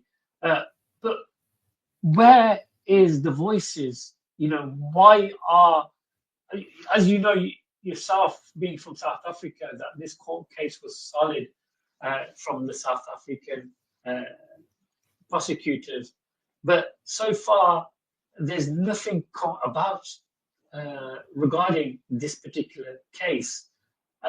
Do you think now that all the efforts that they made will just go in vain and be swept under the carpet? Yeah, this is one of your Palestinian human rights lawyers in the United Kingdom. And I think, just the point that you raised, I think it's important that we see this. He makes a point. I think this is where the British government has failed to prevent war crimes in Gaza. This is about 2 days ago. So I think this has got to do with either targeting your British nationals who are going to fight for and on behalf of the IDF. Here, it's for a very specific mission to say the British police that there is British who are involved in these crimes, war crimes, persecution, crimes against humanity in the Gaza Strip. Sorry, he's a Palestinian human rights lawyer. These people should be held accountable. And we give very serious evidence for them. We collected it and we have it. Actually, the prosecution of UK should initiate that if he knew that there is a British citizens who are involved in war crimes against humanity. So we are giving these files to make sure that they know and they have to proceed. This is rule of law country, and what we anticipate or expect that this should work effectively and hold these suspects to the criminals accountable. October 7th, it's at the beginning of our engagement with the ICC, years before that. And of course, since October 7th till now, we filed a lot of cases and we engaged them with the ICC, yet we do have 2 warrants, which is not enough from our perspective, because we have provided ICC with all what they needed as evidence of genocide, persecution, war crimes, and crimes against humanity. Yeah, so this is a human rights lawyer, basically, Palestinian human rights lawyer, states that British government has failed to prevent war crimes. And, I haven't come to it yet, but I think it's important to also note that at this juncture, the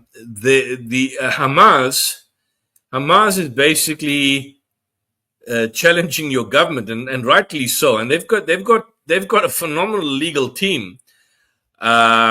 I'm just seeing I haven't, by the way, I've seen a summary of that application that there's a submission that is being drawn up. The experts basically from is Professor John Dugard. That's my country. He's my professor in international. He was a guest lecturer, by the way, at my university. There's the Professor Emeritus at the University of Oxford, Avi Schleim. Then there's a member of our government, Ismail Wadi. I didn't have a very good run-in with him a couple of years back. There's investigative journalist Jonathan Cook, Azam Tamimi, Dr. Tristan Danning. So a lot of experts that are part and parcel of this particular application.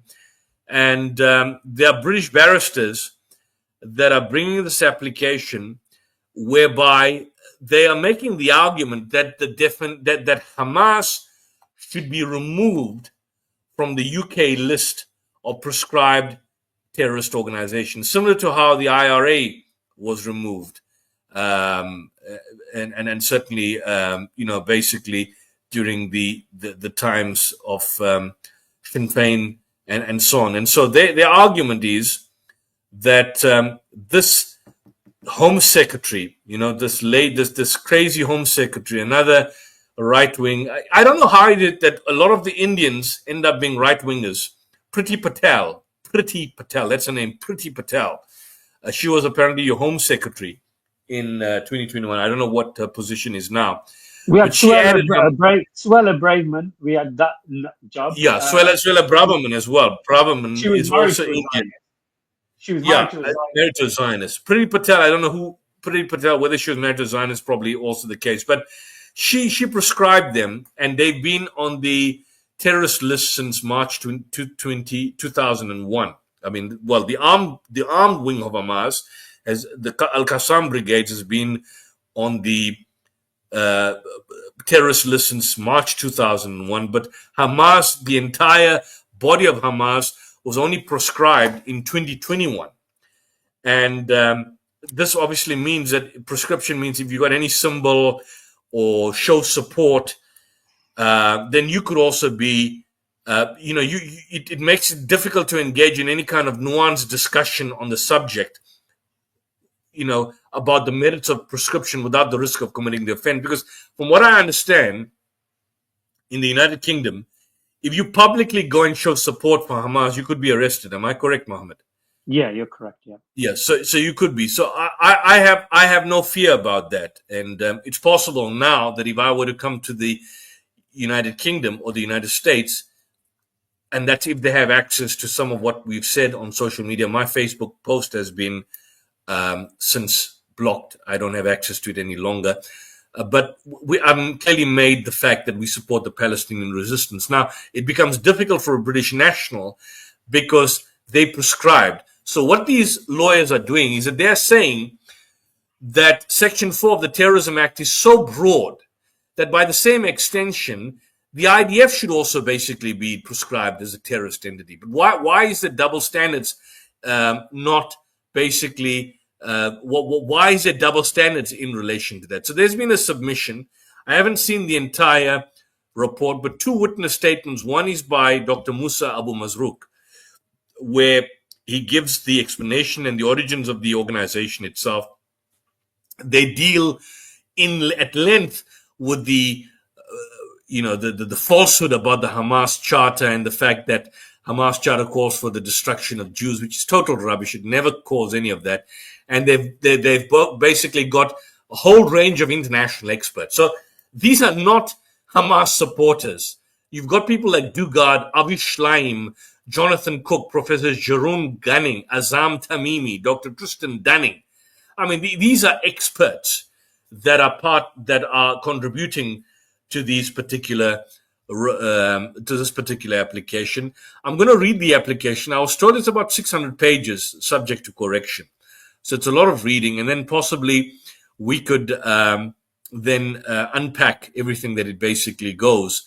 But the argument is that Britain is complicit. The United Kingdom is complicit in the crimes of genocide, which is far worse than anything Hamas did. And Hamas, by engaging in an act of legitimate resistance, and by Britain continuing to prescribe it, the fact that the United Kingdom puts Hamas on the terrorist list, that action in itself is basically tantamount to Britain being complicit in the ongoing crimes against humanity of apartheid, persecution, and extermination being committed by the terrorists. Because a legitimate resistance, like the ANC had an armed wing called the Umkhonto Wesizwe, and they engage in some atrocities. For example, they engage what we would call in necklacing of black people who they viewed as traitors and impimpies to the apartheid state. They necklace them. They burn them alive. They would put a tie on them. It's called a necklace. I don't know if you're familiar with that. They would put oil and they would burn them alive. These were atrocities committed by the ANC government's military wing. And then there were atrocities committed by the, I think, the Azanian People's Organization, the Pan-Africanist Congress of Azania, which had a military wing called APLA. They also engage in atrocities. So, but the point is that legitimate, if an armed wing of a legitimate resistance movement engages in possible atrocities, that doesn't render the resistance illegitimate. This is the whole point. And the fact that Hamas's leadership has shown a considerable degree of rationality and benevolence, I may add, in contrast to the brutality and evil of the Israeli regime, and the fact that Britain wants to prescribe it, basically shows that this act in itself is a perpetuation of the crimes of the UK government in supporting a racist, apartheid, evil state. And so what also happens is that if you prescribe it, it's a reflection of the failure to accept that Palestinians have the right to equal human dignity and be part of one family. That's what the resistance is all about. The resistance is against oppression. The resistance is against tyranny. The resistance is against Israeli apartheid. The resistance is against genocide. The resistance is against an occupation and a state that has absolutely no right to exist. How can it? How can you even argue can you argue that Nazi Germany had a right to exist now? No. Can you argue that apartheid South Africa had a right to exist? No. So how can you argue that apartheid Israel has a right to exist? I mean, it doesn't have a right to exist. It doesn't make any sense whatsoever. You can't, and this is where sometimes our Muslim speakers and dies and fall short, is that they concede the points. On national television, they concede the points that it has the right to exist. In terms of international law, once you violate international law, you do not have the right to exist. You seize, and no state by its definition has a right to exist. Israel exists, but it doesn't mean it has a right to exist. Britain exists, it doesn't mean it has a right to exist. Does Israel have the right to self-defense? The answer is no, because under one of the articles of the UN Charter, if you are engaged in illegal occupation of an area, you can't say that any kind of resistance to that illegal occupation, even if that resistance amounts to possibly targeting civilians, you can't state you are invoking your right to self-defense because your occupation is illegal. It's like a rape victim. If a rape victim, if for example, somebody rapes, and I deal with rape daily. This is I'm not proud of it, but I'm saying I deal with crime every day of my life. Rape, robbery, murder. This is my bread and butter. This is what I deal with on a daily basis. I speak to rapists daily, child rapists, murderers, killers, robbers, highway robbers. We don't have necessarily serial killers. Most of them are from the rural areas, but be that as it may, I speak to them daily. I interact with them. If a rapist, for example, is in the process of rape, and then the rape victim stabs him and starts repeatedly stabbing him, and then the rapist pulls out a gun and shoots her dead, he can't invoke the principle of self-defense and say, look, my rape victim was stabbing me. He can't invoke the principle of self-defense, and the same principle applies for Israel.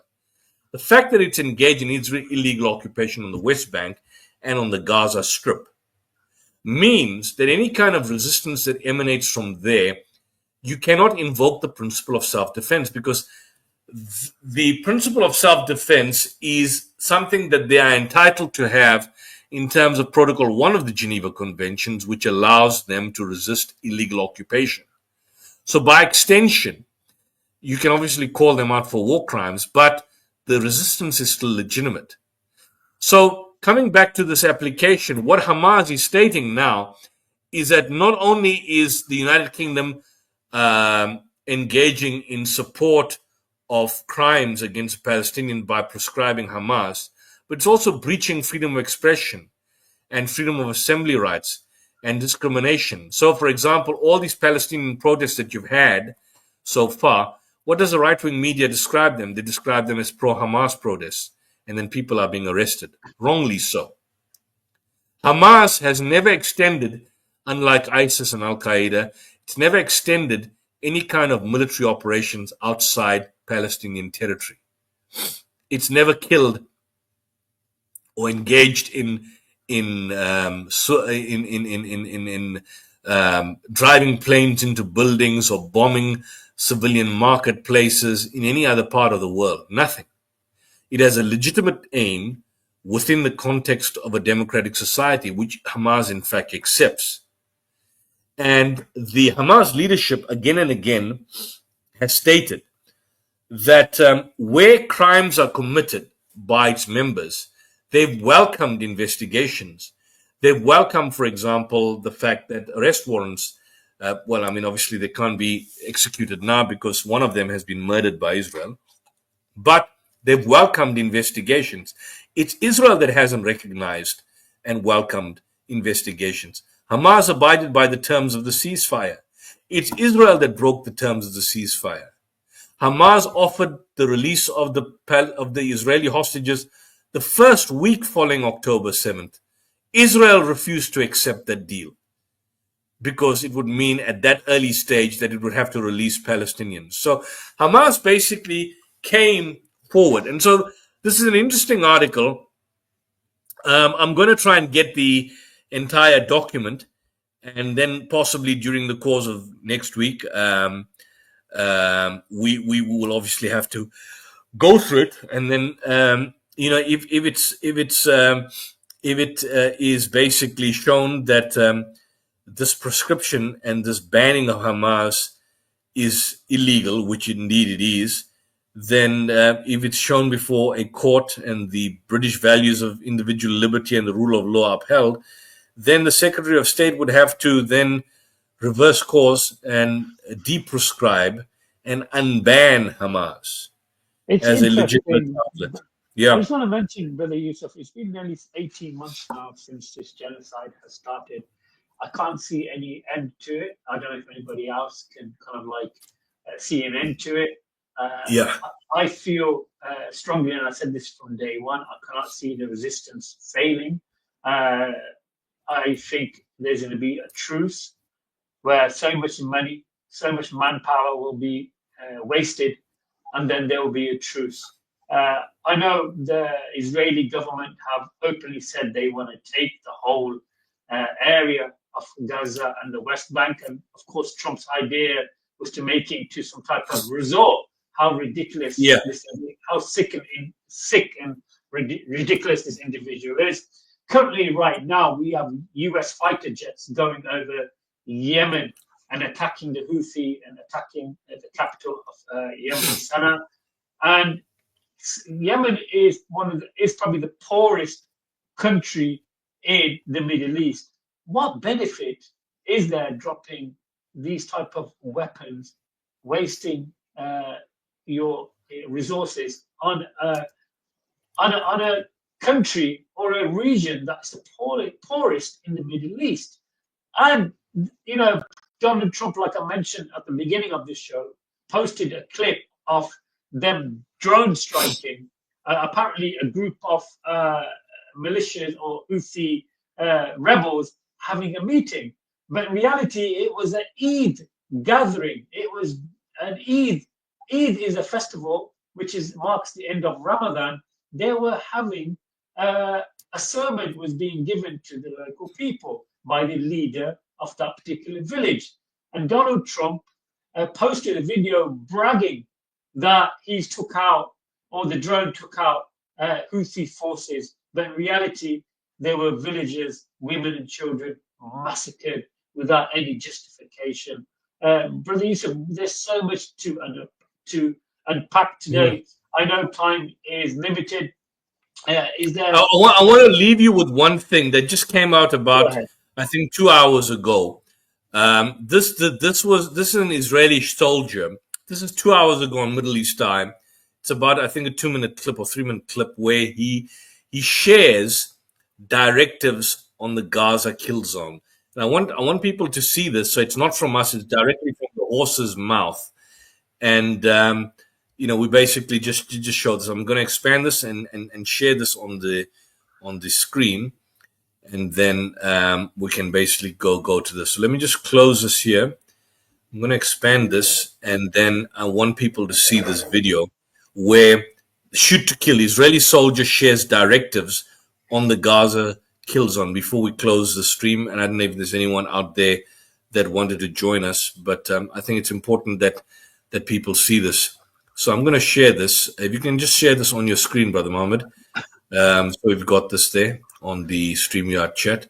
And have a look at this. Have a look at this. I'm just going to go back and let's just play this. This is an Israeli soldier sharing the directives on the Gaza kill zone. Gaza, swaths of land closest to the Israeli border have been turned into a wasteland. Nearly every building within about a half a mile of the border fence has been destroyed. We filmed this footage a year ago, while demolitions were still ongoing. Over time, the Israeli military has razed about 22 square miles of Palestinian land, creating a buffer zone on about 16% of Gaza's territory. It is a no-go zone for Palestinians, some of whom have been killed after setting foot inside the unmarked perimeter. Now, for the first time, an Israeli soldier sat down with us to describe how the military systematically destroyed civilian infrastructure to create this buffer zone. Some of them, the buildings were destroyed completely, and some were still standing, and our job was to make more of the first kind. But the fact that there were still buildings standing meant that the mission wasn't done. Yeah, and we destroyed them one by one in a very methodical fashion, area by area. A sergeant first class in the 5th Infantry Brigade, he was called up to reserve duty on October 7th and was later deployed here, in the industrial zone of Gaza City's Shujaiya neighborhood, protecting combat engineers as they bulldozed buildings and rigged others to explode. We've blurred his face and changed his voice because he risks reprisals for speaking out about a policy the Israeli military has never officially acknowledged. Was it clear to you that this was not the actions of one commander or one unit? Definitely. I know other units were doing the same up north and then down south. I know it came from up high. What did they tell you about the mission to raise these buildings and establish this security zone? One was that as a lesson from October 7th, we're gonna have a larger buffer zone, larger than before. And the other was that on October 7th, this industrial zone was used as a launching ground. Over the course of the war, this one-time economic hub was flattened. This video, which CNN geolocated, shows the destruction of Gaza's only Coca-Cola factory. But it's not just factories. In the town of Gaza, hundreds of homes were leveled, with a clear zone of destruction spanning about 1 kilometer from the border. Residential buildings, greenhouses, sheds, factories, you name it, it needs to be flat. That's the order, a sergeant major who served in Gaza said. Except for the UNRWA school and that small water facility, the directive was nothing left. And he is one of a dozen. By the way, now, since then, they've destroyed everything. They've destroyed the UNRWA school as well. So that's gone. Israeli soldiers who described the demolitions and enforcement of the buffer zone to breaking the silence, an Israeli watchdog group that verifies and publishes soldiers' testimonials. Some also described how the buffer zone has been turned into a kill zone for Palestinians. A sergeant first class in the Armored Corps described the rules of engagement. Adult male, kill, shoot to kill. For women and children, shoot to drive away. People were incriminated for shoot to kill, shoot to drive away. So they're being told to murder. Official policy. How can you as a Christian or Jew support such kinds of evil? Explain that to me. for having bags in their hands, a warrant officer in the IDF said. Guy showed up with a bag, incriminated terrorists. I believe they came to pick khubeza, an edible plant. But the army says no, they're hiding. Boom. A kill zone is in essence the announcement of a party to the war that they won't take feasible precautions, that they won't verify the status of an individual before attacking them. And that definitely violates international law. Is this kind of widespread destruction of civilian property to create a buffer zone legal under international law? It needs to be a legitimate military objective and operational objective, and the only way to achieve it would be to destroy the civilian property. And at that scale, that's simply not quite plausible. If there's no military necessity, then that fulfills the criteria for a war crime. The Israeli military did not respond to CNN's request for comment. More than 6,200 Palestinian buildings have been damaged or destroyed within 1 kilometer of the Gaza border, according to satellite analysis, including here in Al Burej, where homes and acres of farmland were destroyed. For 40 years, Abdulaziz al-Nabahin grew olives, oranges, and guavas on that land. But that has all been ripped away from him. When they announced the 40-day truce, we went back. We found the house destroyed. The trees were bulldozed. But he has lost so much more. Abdulaziz says his son Mahmoud went to collect firewood near their home when he was shelled by an Israeli tank and killed. The Israeli military did not respond to CNN's requests for comment. They knew they were only collecting wood, not resisting or fighting, just a cart with wood clearly visible. Still, they were targeted. The Israelis did this intentionally. So there you have it. These are the sick sick satanic group. And I mean, you must be a sick human being if you're Jewish, if you're Christian, or anyone else for that particular matter that could support this kind of evil. So do we have anyone in the stream? Yeah, we got Matt joining us right now. Welcome to the show. Hello, Matt. What would you like to add? What you add, Matt? Good day, Matt. How are you? Good, thank you. So number one, I just want to start off before, I just want to acknowledge it's very easy to sit on an internet connection and say opinions when you're not the one facing bombs and the sort of thing that's happening in the Middle East. So I don't want to come across as disrespectful when I join this stream. I'm not in the midst of it. But I did have a couple of questions, and to preface that question, I like this channel because it uses free speech. And so free speech is, we can hash things out by dialogue and argument and debate. And so even though I'm against, and this would be a whole nother stream, a lot of the things that the Hamas supporters in the West are doing, I believe that they have the right to free speech. They can say their opinions. I think there's a difference between saying an opinion and a call to war. So, but my question is, I posted in the comments, is there any truth? Do you believe there's any truth to the mainstream media's assertion that there are Palestinians themselves rising up against Hamas? Is there any truth to that? I just want your thoughts. The Electronic Intifada basically did a particular program on that specific issue. And from what I can gather, and if you look at the discussion, I'm trying to see if I can get to that particular report.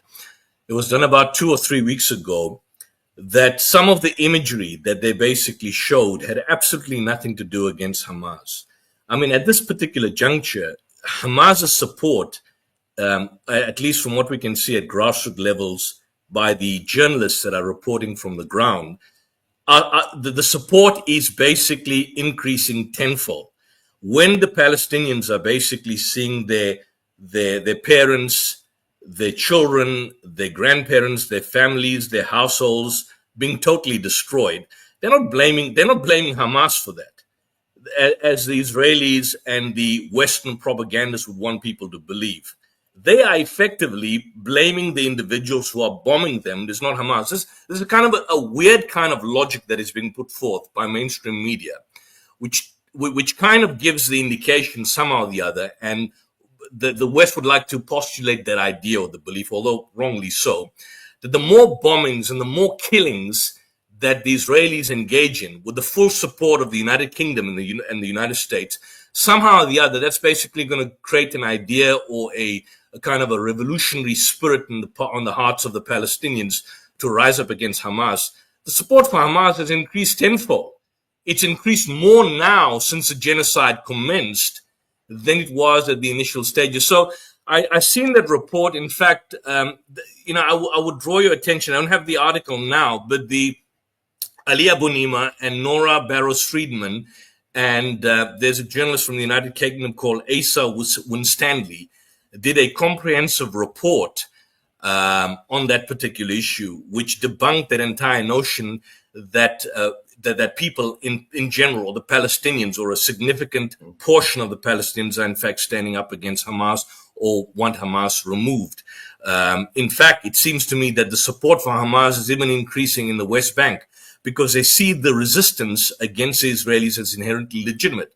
When you have a situation as you have over the past several months where, it's not just simply, and by the way, it's not indiscriminate bombing, it's AI targeted bombings that's taking place. When you have a situation where there's targeted killings, where there's shoot to kill, where babies are being murdered in cold blood, it's not just accidental collateral damage bombing, but deliberate bombings where doctors and surgeons are documenting, US surgeons for that matter, babies being shot in the head and with bullet wounds to the heart. This basically is creating the hatred and the support for Hamas to increase tenfold. So it's a deluded idea that some, I wouldn't say all, but some Western propagandists would like to portray that the Palestinians are opposed to Hamas, but the reality of the situation is contrary, that the support of Hamas has basically increased tenfold. But Okay. my question to you, sir, Matthew, is would you not recognize after how many months, after almost more than a year, that Israel is in fact, or has and is continuing to commit a genocide? You don't recognize a genocide taking place? I recognize that And there's a war. will you condemn the genocide, Matthew? That's because you spoke quite interestingly, and I don't know whether you were referencing us or someone else, that we can glibly stand and on the internet, which I quite clearly agree. But we've been presenting facts upon facts. So my question to you is, would you condemn the genocide that Israel is basically committing? And have you read the 80-page document that was filed by the South African government at the International Court of Justice? That I haven't read. I'm going to have to give you a political answer. If it's a true genocide, that you're just killing people because of their ethnicity or their religion, in the sense of,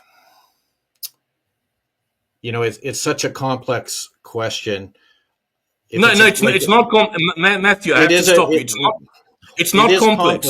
It's not complex. This is you see, when people mention the term, I have to interrupt you. When people say it's complex, that's a veneer, that's a charade that is being pulled over the eyes of people. Genocide, in terms of the Genocide Convention, there are 5 major acts that you have to fulfill to basically commit genocide. If you fulfill even one of them, it can be shown that you're committing genocide. The South African government has not just shown one, they've shown 5 based on ethnicity, and more particularly based not just simply on the numbers and the targeted killings, but based on the principle in international law called dolus specialis, or what we would argue genocidal intent. Are you saying there's no genocidal intent? Can I bring up a argument to denote the complexity of this? In your recent video showing the CNN report, the Israeli soldiers were called to kill the men, correct?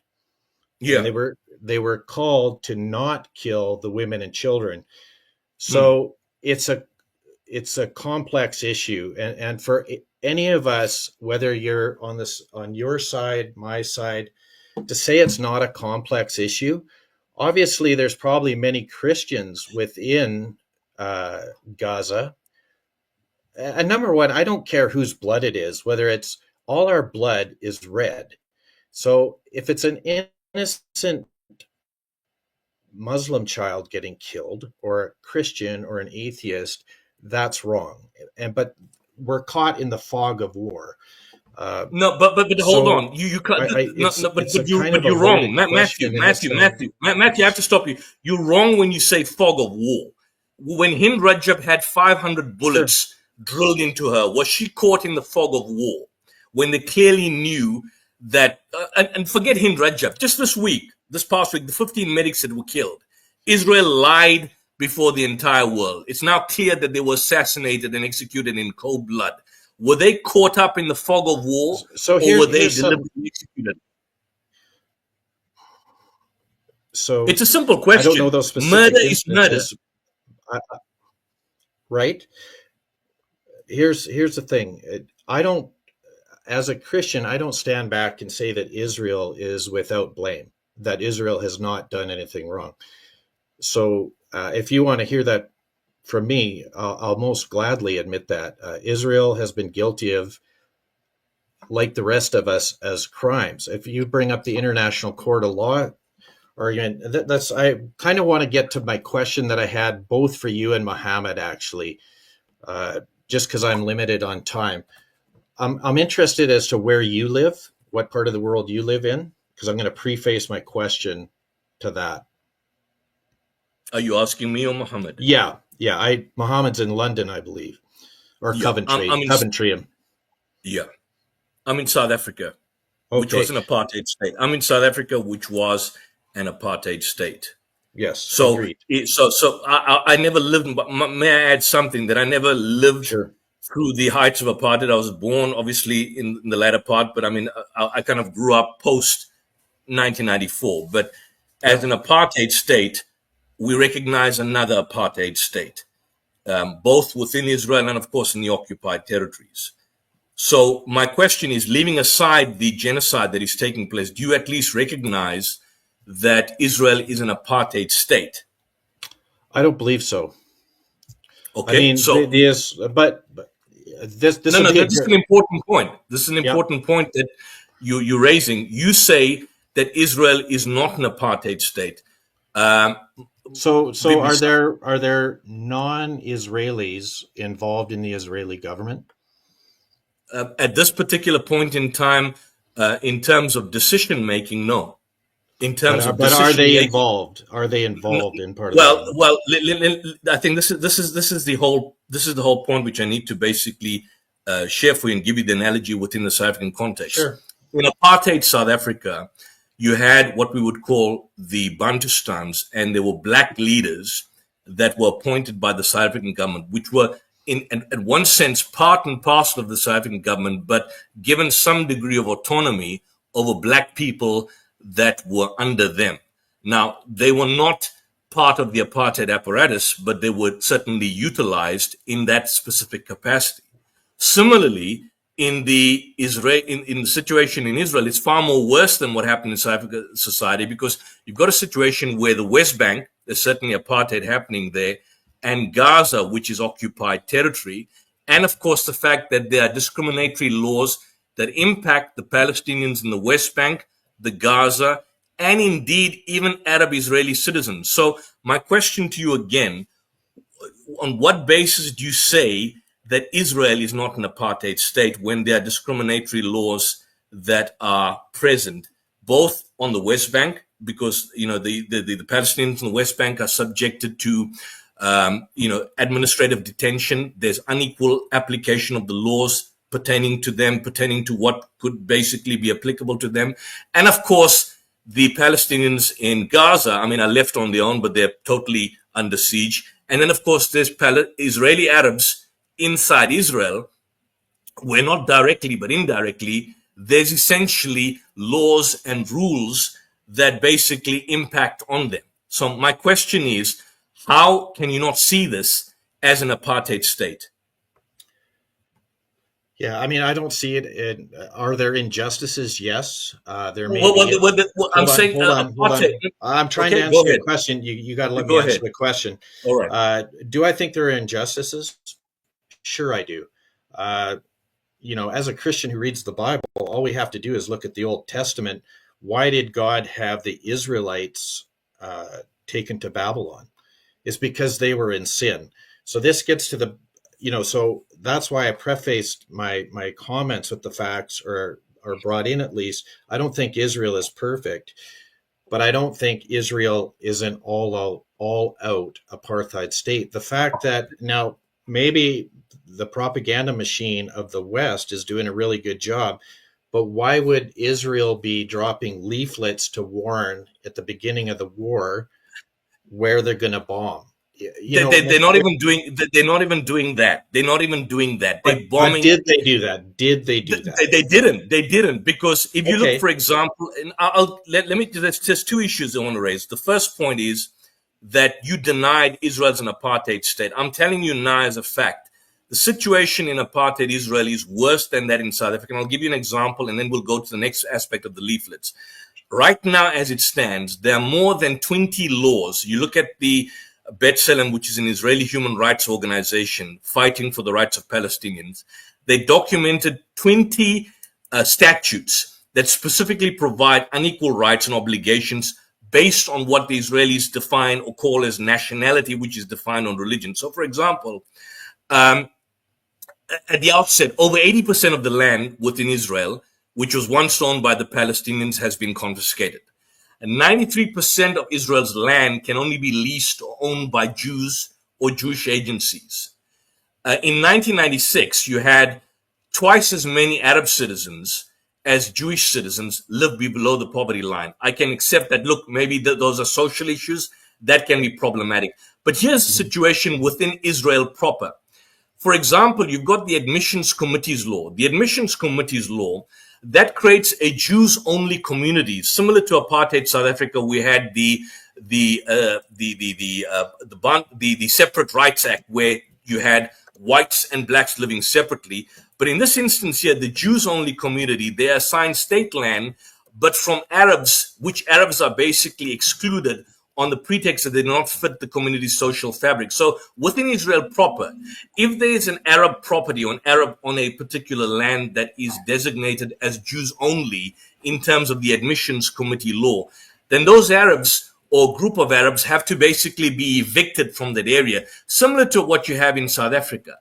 Arab Israelis are not allowed to live in Israel with their Palestinian spouses from the West Bank. Jewish settlements at this particular point in time that are built on state lands, they do not admit Arab Israeli citizens to live there. Settlers are forbidden to sell land to Arab Israeli citizens. There are a series of emergency laws right now which robs not just the Palestinians on the West Bank, but Israeli Arab citizens in the state of Israel. For example, the argument is that no Arab Israelis, there are, for example, Arab Israeli judges, and some of them are members of the Knesset and so on. The native Arab Israelis are denied inside Israel proper in terms of utilizing of water resources for cultivating their fields. There are in certain instances permits that are not granted to them to build homes or to add to their particular homes. There's limitations in terms of education and employment, and there are restrictions in terms of how they're allowed to commemorate the history and the traditions. That's inside Israel proper. I'm not even going to the West Bank or Gaza Strip. So if you're saying that Israel is not an apartheid state and that it has just simply its own problems like any others, I mean, this is a weak apologetic motif on your point to defend something based possibly not on the fact that you're a bad person, but on the fact that you don't know. We're gonna kind of like roughly time each other because I don't want Matt to feel that he's being taken advantage of. So I saw your private. Okay, let me ask him this question. One question. I'll leave it at that because I know time's also at a limit. In terms of the law of return, Matthew, no Palestinian has a right to return to their homeland, but any American Jew, European Jew who has absolutely no connection with the ancient Israelites, who are nowhere similar ethnically to the modern day Israelis, anyone, any part of the world can receive automatic citizenship in Israel in terms of the nationality law of 1952. Do you see that as something which is just, or do you see that as inherently discriminatory? In a sense, it is discriminatory. So I'll give that, but I would counter that with this question, with this answer, is that Israel occupies about 3% of the Middle East. So I like this channel because it challenges us to think. You're bringing up things. Please link your the things that you've referenced in the comments. I make a diligent effort to. If you could email me, sorry, Matthew, if you could email me, I will send you legal documents, and sure. we could have a longer conversation. Now sure. that I've never. As long as you just give me, I don't want my email out there for every. Send it to Muhammad, and I'll have a look at that. I'll send you the details. We'll do. I do have Muhammad's, but I look at the bigger picture, and I think this is the problem in this whole thing, is that we're not looking at the bigger picture. So if we look at Israel, which is about 3% of the Middle East, the non-Jewish, non-Israelite lands are about 97%. For me, when I look at that objectively, with the great wealth that the Muslim nations have and the Arab nations have, the honest question, I'm not just saying this to be a jerk, why don't they absorb, and this is going to lead into my second question, why don't they absorb all these people who are being affected within Gaza and the West Bank? To me, if Islam is the best community ever, they're going to say, we're going to take our brothers in. We have, look at Saudi Arabia, has trillions of dollars of wealth. They could easily patriate these people and give them lands. And, these are the questions. If Israel's so bad and they want 3% of the Middle East, and again, I'm not saying everything Israel does is right, but just give it to them. Who cares? And I know that there are people on the ground, and that's I can't make that simple either. There are people who have lived in Palestine, as you have said. They've got olive groves and things, and that they've put a part of their life. So it's a complex thing. But that would be my response. And then the second half to my response, if I went to Saudi Arabia and I said, I want to start a Baptist church in Saudi Arabia, that's just not going to happen. Yes, it's reasonable. And hold on, and I'm going to say, Saudi Arabia has the right, if they say they're an Islamic country and we're not going to allow corruption in the land, which they consider Christianity is, in large degree, I agree with them. I think you see Saudi Arabia as an Islamic country? You see it as an Islamic country? I do. They have, correct me if I'm wrong, I'm just coming onto this stream fresh. Yeah. But on their flag, do they not have? Well, almost every nation does that. I mean, that means that's meaningless. That's meaningless. Yusuf, before we even go to that topic, but I want to answer but Mohammed, no, he made not on Saudi Arabia. Saudi Arabia, okay, Saudi Arabia is entitled not to have churches and whatever in their country because it's their land. So Palestinians are also entitled not to move because it's their damn land. It's their land. Why? That's double standards there. You see, the situation is as follows. What a stupid argument this is that you bring up, Matthew. And I'm trying to think, because you need you seem like a reasonable man. You seem like a reasonable, intelligent person. Well, that's why we're having a discussion. Yeah, but the argument, I'm not saying you stupid. I'm saying the argument is so stupid because, number one, you're saying Arabs must absorb the Palestinians. Now, here's the situation. This is debacle. I'm not saying they must. I'm not saying they must. Well, why don't they? You say, why don't they? You say, why don't Saudi Arabia, why don't Jordan, why don't Egypt take them on? Here's the answer. Why can they not? But here's the situation.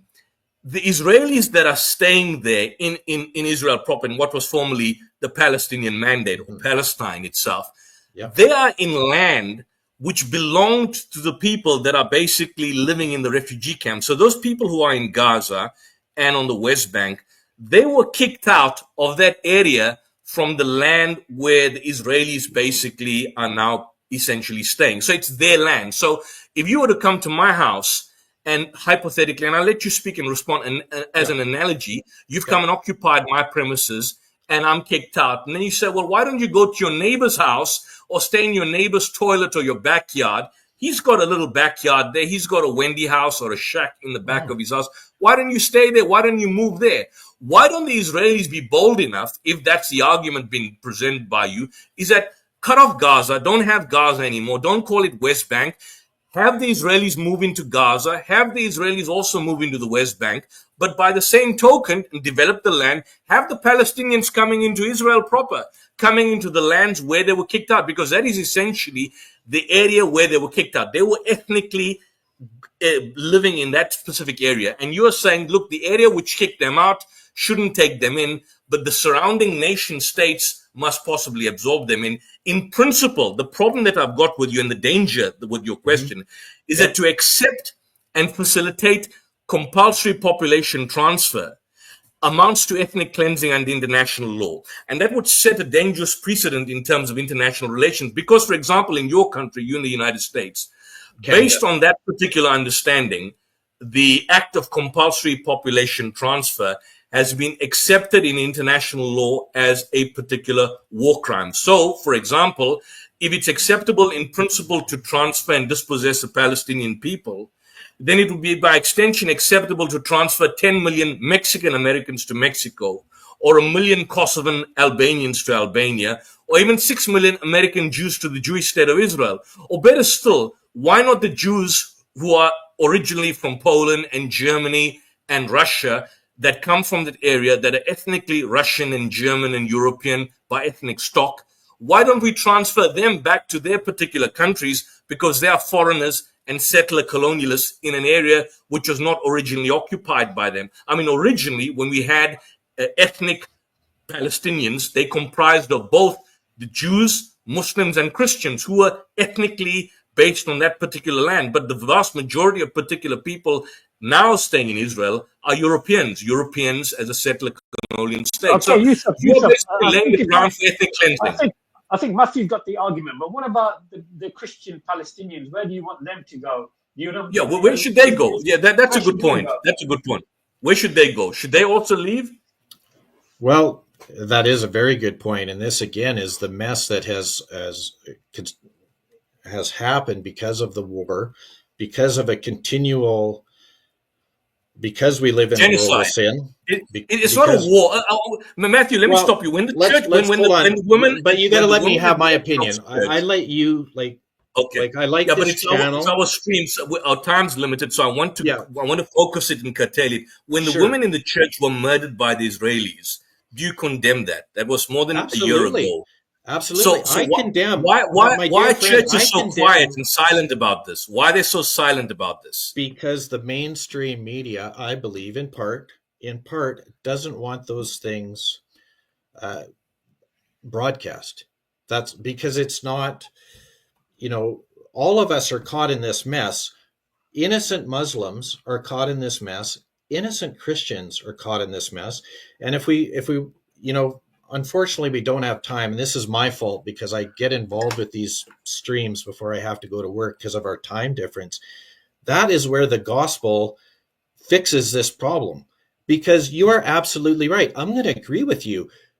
Where do these Palestinians go? Where do the kids go that were raised in this land? Now we have an intractable mess. 100% agree with you. And this is why we need the gospel, because the gospel promises us that there is coming a day when there'll be a new heavens and a new earth, when these problems that humans can't fix. You're asking me you're asking me questions that I don't have an answer for, in the sense of we have an intractable mess here. And so we need a final solution, which is the gospel, which is new heavens, a new earth, in which only righteousness dwells. Okay. After Armageddon. What we're going to do? We're going to share email addresses. We're going to share email addresses, and we're planning a proper discussion. All right. A time that's suitable for Matthew. But for me, Matthew, it just seems that you want the people to get out of Palestine, for the Jews to take that land and to build their third temple and wait for the Messiah or the second coming of Jesus. Is that what your underlying issue is? For me, I'm rubbing away what you're saying, and you're coming straight to it. You're saying, you know what? Let's get the Palestinians out of there.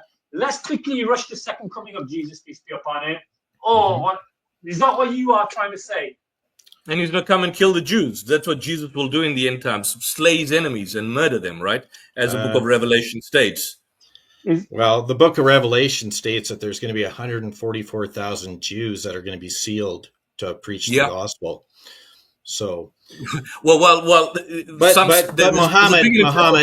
Muhammad, there's a big interpretation. But he will come and slaughter his enemies. He will kill them, and there will be a sword sticking out of his mouth. In Luke 19:27, it's a prophetic pronouncement of what's going to happen in the end times. So those enemies of his would not let them rule over him. Bring them here and slay them before me. It's not just a parable, but it's a prophetic foretelling of what will happen in his second coming. Okay, so do you believe in justice? Do you believe in justice? I don't believe in massacre and slaughter. I don't believe in that. Okay. Yusuf, can I just think of a theology? Can I ask my question to Muhammad? You can ask your question, but the point is, it seems you're making justifications for the statement, Matthew. That's the whole problem. As Muslims, we are waiting for the second coming of Jesus Christ. Okay. Also, so when he does come, we'll be listening to him, we'll be obeying him, and so forth. So I don't think he'll be massacring the Muslims, because we're waiting for the arrival of Jesus Christ be upon him. So I mean, it's fanaticism. That's No, but Matthew, your position borders on fanaticism. You sound so reasonable and kind and polite and intellectual, but your religious ideology borders on inherent fanaticism. Let me ask you this, Yusuf. Can I ask you this question? Yeah, go ahead. So if we and this argument proves it. If we look in Zechariah, I think it's Zechariah 12:9. Yeah, this isn't my words. It says, I think it's Zechariah 12:9, correct me, Muhammad, if I'm wrong, that Jerusalem will become a stumbling block for the nations, right? So I'm only acknowledging reality. The problem is us arguing over Israel all the time. All of us should be kind of looking at this and going, Why is this? Why is this small country so much problems to the world? Why are you and I vehemently arguing about it from two different perspectives? Maybe each of us needs to look to a higher view of the situation. And I did not come into this argument with you just to tick you off. And there's a lot of uncomfortable realities about life. You being upset that innocent Palestinians are getting bombed from Israel, and I'll just address Muhammad's comment about the Yemenis getting bombed by America. I will give you this. America is bombing the Yemen, if I'm saying Yemenis, very simply, because they're poor. That's why. Donald Trump is not going to bomb China because China has a big military. That's the reality. So we're both, all of us are upset, all of us from different angles, all of us are upset about the injustice in the world and the sin in the world. Having said that, can I ask my last question, Mohammed? Before you ask it, I need to respond to Zechariah chapter 12:9 because it's a mischaracterization. Just quickly on that particular point. Zechariah, and we need to go back. I don't have the Bible here, but from what I recall in my recollection, it's part of a larger prophecy in Zechariah where God says he will destroy all the nations that come against Jerusalem. Now, contemporaneous to that particular time, that verse basically suggests in its context that God will defend Jerusalem and the inhabitants, which were the children of Israel, even supernaturally empowering them to repel the enemy. So the phrase "I will seek to destroy" emphasizes the active role of Yahweh in protecting Jerusalem at a particular point in history and bringing judgment on those who oppose it. It was long before the time of Christ. The point is, if you basically look at it contemporaneously, a nation, Israel, which has the largest gay pride parade festival in the world, in the Middle East, I think in Central Asia, which is almost akin to Sodom, where you've got ultra-Orthodox right-wing fanatics who are bloodthirsty. This is not the nation of Israel. I mean, ethnically, they've got no genetic link to the Israelites. They're Europeans in nature. They converted several centuries back. They've got nothing to do with protecting Jerusalem. Zionism as a political ideology, I mean, you can't even make an argument from it from the perspective of the Bible itself. And what you find is that the right-wing Zionists in the United States are utilizing and misapplying passages and verses in the Bible to suit their particular end-time prophecy and agenda. So, for example, they have to support Israel because if this basically lays the groundwork for the eventual Armageddon, which they believe will happen, and that will obviously lead to the second coming of Christ. So it's a kind of a John Hagee type of fanaticism that is infesting right-wing Christian fundamentalism in the United States, which is a large portion of Donald Trump's support base. You may not be part of that. You may be far more reasonable, I think. Yeah, of course, and that's good. But it's important that we don't necessarily see the state of Israel, the modern state of Israel, in biblical terms, because ancient Israel and what the ancient Israelites stood for, and of course there were transgressions by them as well under Moses and under, you look at what happened in Ezekiel, but ancient Israelites and the modern day nation state of Israel, which is a settler colonial state as an extension of European settler colonial society, ideologically influenced by Zionism, has got nothing to do with that. Got nothing to do with the Yusuf, what we do, because time is a premium. Yeah. No, it's almost midnight here in South Africa. We'll let Matthew have a few words and probably a last question, and then we can wrap it up. We share emails, and hopefully Matthew and Yusuf, we can organize let's have this. a formal discussion, because it's nice to talk, and you are welcome. Matthew, I'll be a just host, and we can have a time discussion and back and forth and so forth. So absolutely, if God willing, we can plan that. So Matthew, I'd love to hear your final question, and then we can respond and we can wrap it up for today. Yeah, no. So I asked this question in interest. You have a Dawa channel that has open debate, has guys like me on. I respect that. So this question is out of respect. This is not a provoke question, but you've said a lot of things, Mohammed, today about London and London taking part in atrocities, or at least aiding and somehow abetting. You said that you were in the military. My question for you would be: would you join the British military again? Would you have the chance? And how do you feel about being part of the military, the British military, seeing that what is happening in your eyes in the Middle East, in part supported by Britain?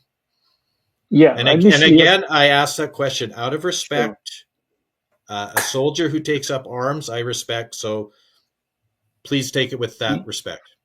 Yeah, the open statement I made was regarding these 10 UK citizens that actually went. They weren't part of the British Army, but they actually joined the IDF and they fought against the Palestinians and part of the genocide. So they were UK citizens. They weren't armed force members of the armed forces. So that's a separate thing where now the courts or the solicitors representing this particular organization are fighting and trying to get them convicted of war crimes. So you can look it up now. I'm sure you're probably Googling it, but it's there already. I've actually received some tweets and some information on this particular public law center headed by Michael Mansfield, KC. I've just received some tweets from them. Hopefully we can get in contact with them and probably interview them regarding their case regarding these 10 UK citizens. When I joined the British Army, it was past the conflict in Iraq. It was past that. And I initially wanted to join the British Army to get into the United Nations. So as a soldier in any international force, for you to get into the United Nations, you've got to be part of the armed forces of the particular country. So I was in the British Army, and then as soon as the opportunity came to join the United Nations as peacekeeping, which as a Muslim, I think I found it more honorable as a peacekeeper than actually somebody being sent, to fight wars which in reality weren't valid, as we know now. The conflict in Iraq and other countries, Afghanistan, they weren't valid, and we know now a lot of people lost their lives over that, and American lives and British lives. So if I had to join the army now, I don't think I would. Because the rules and regulations within the armed forces now, especially when it comes to gender, I don't know if you know the gender aspect, the transgender and so forth. Now it's changed a lot. And plus the standards of the army have dropped a lot. When I joined the army, there was a lot of discipline. Nowadays, aspects of discipline is gone. You can be as scruffy and as uneducated as you can be to be in the army. So the standards have dropped a lot. So this is why now the UK are desperate to get people to join the army because the levels and people who are willing to join the army have decreased hugefold. So hopefully that answers the question. Yeah, thank you. Yeah, fine, no worries. So hopefully that answers the question. Yeah. But joining the army was linked to my grandfather, my late grandfather. He was in the British Army, and I think his upbringing influenced me to join the army because the way he was, how disciplined he was, how stoic he was, and how honorable he was. And I think that had a huge impact in my life in joining the army. Hopefully that answers the question. Yeah. And Brother Yusuf, hopefully you know me a bit better now.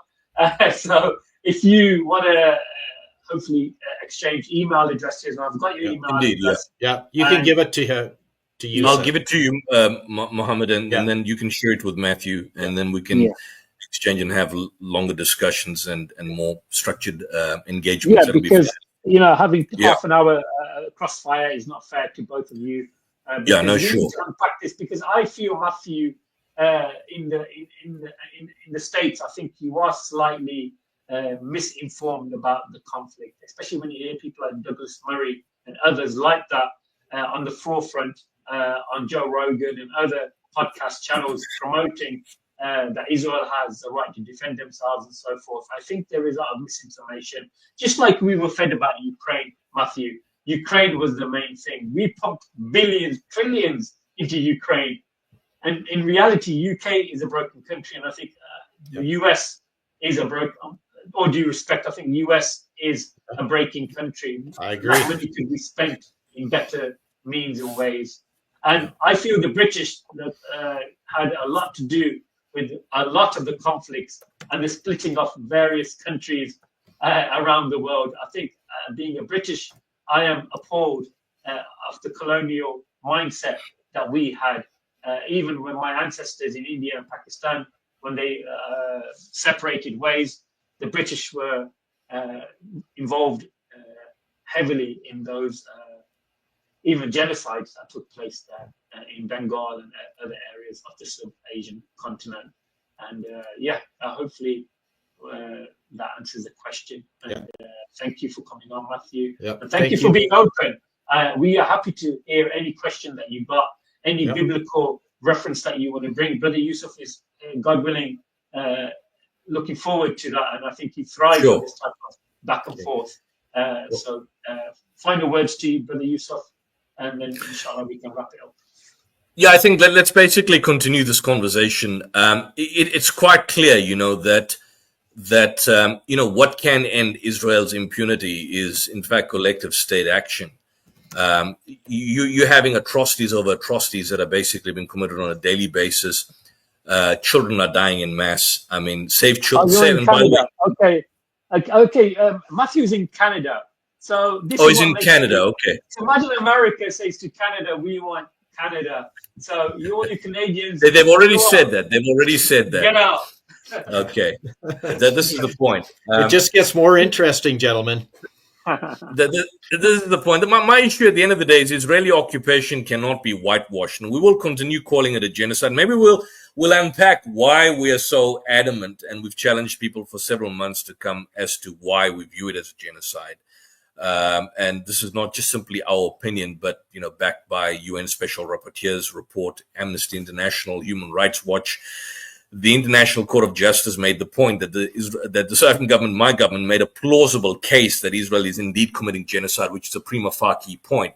So let's continue the discussion. We will call out Israel at all times. We will do it so unapologetically. But at the same time, we will allow and invite opinions that disagree with us, unlike other channels. We want to engage. We've had people abusing that in the past, but someone like Matthew that comes along, shows his face, is not afraid to engage, we'll welcome that. And so thank you for that, Matthew. And we'll look to chatting forth with you in the immediate future. And we hope to take the discussion forward. Excellent. Thank you, Brother Yusuf, for your time. Thank you. Till then, it's getting close to midnight here in South Africa. So we've had a pretty long stream. And note to the brothers out there. That'll be good. So let's have this particular. Who's Zionism Defense? He's gone now. He's the same nutcase that comes on and uses the foul language. Hamas would be willing to represent Hamas in debate. I'll represent them. I mean, I don't support Hamas necessarily, but I mean, I'd be willing to deal with that issue.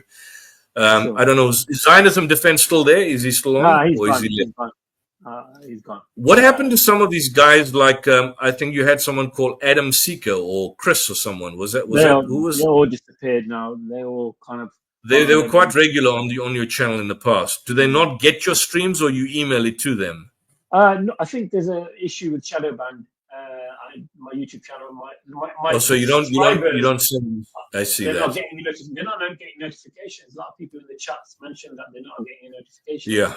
Sometimes when they write something in the chat box, the message is being deleted. So there is something going on, especially with my channel, with YouTube. So people who have TikTok, I just want to tell people who've got TikTok, or I don't have it. I don't even know how it uses. I don't have an account, or Facebook or other YouTube channels. Clip some of the issues here.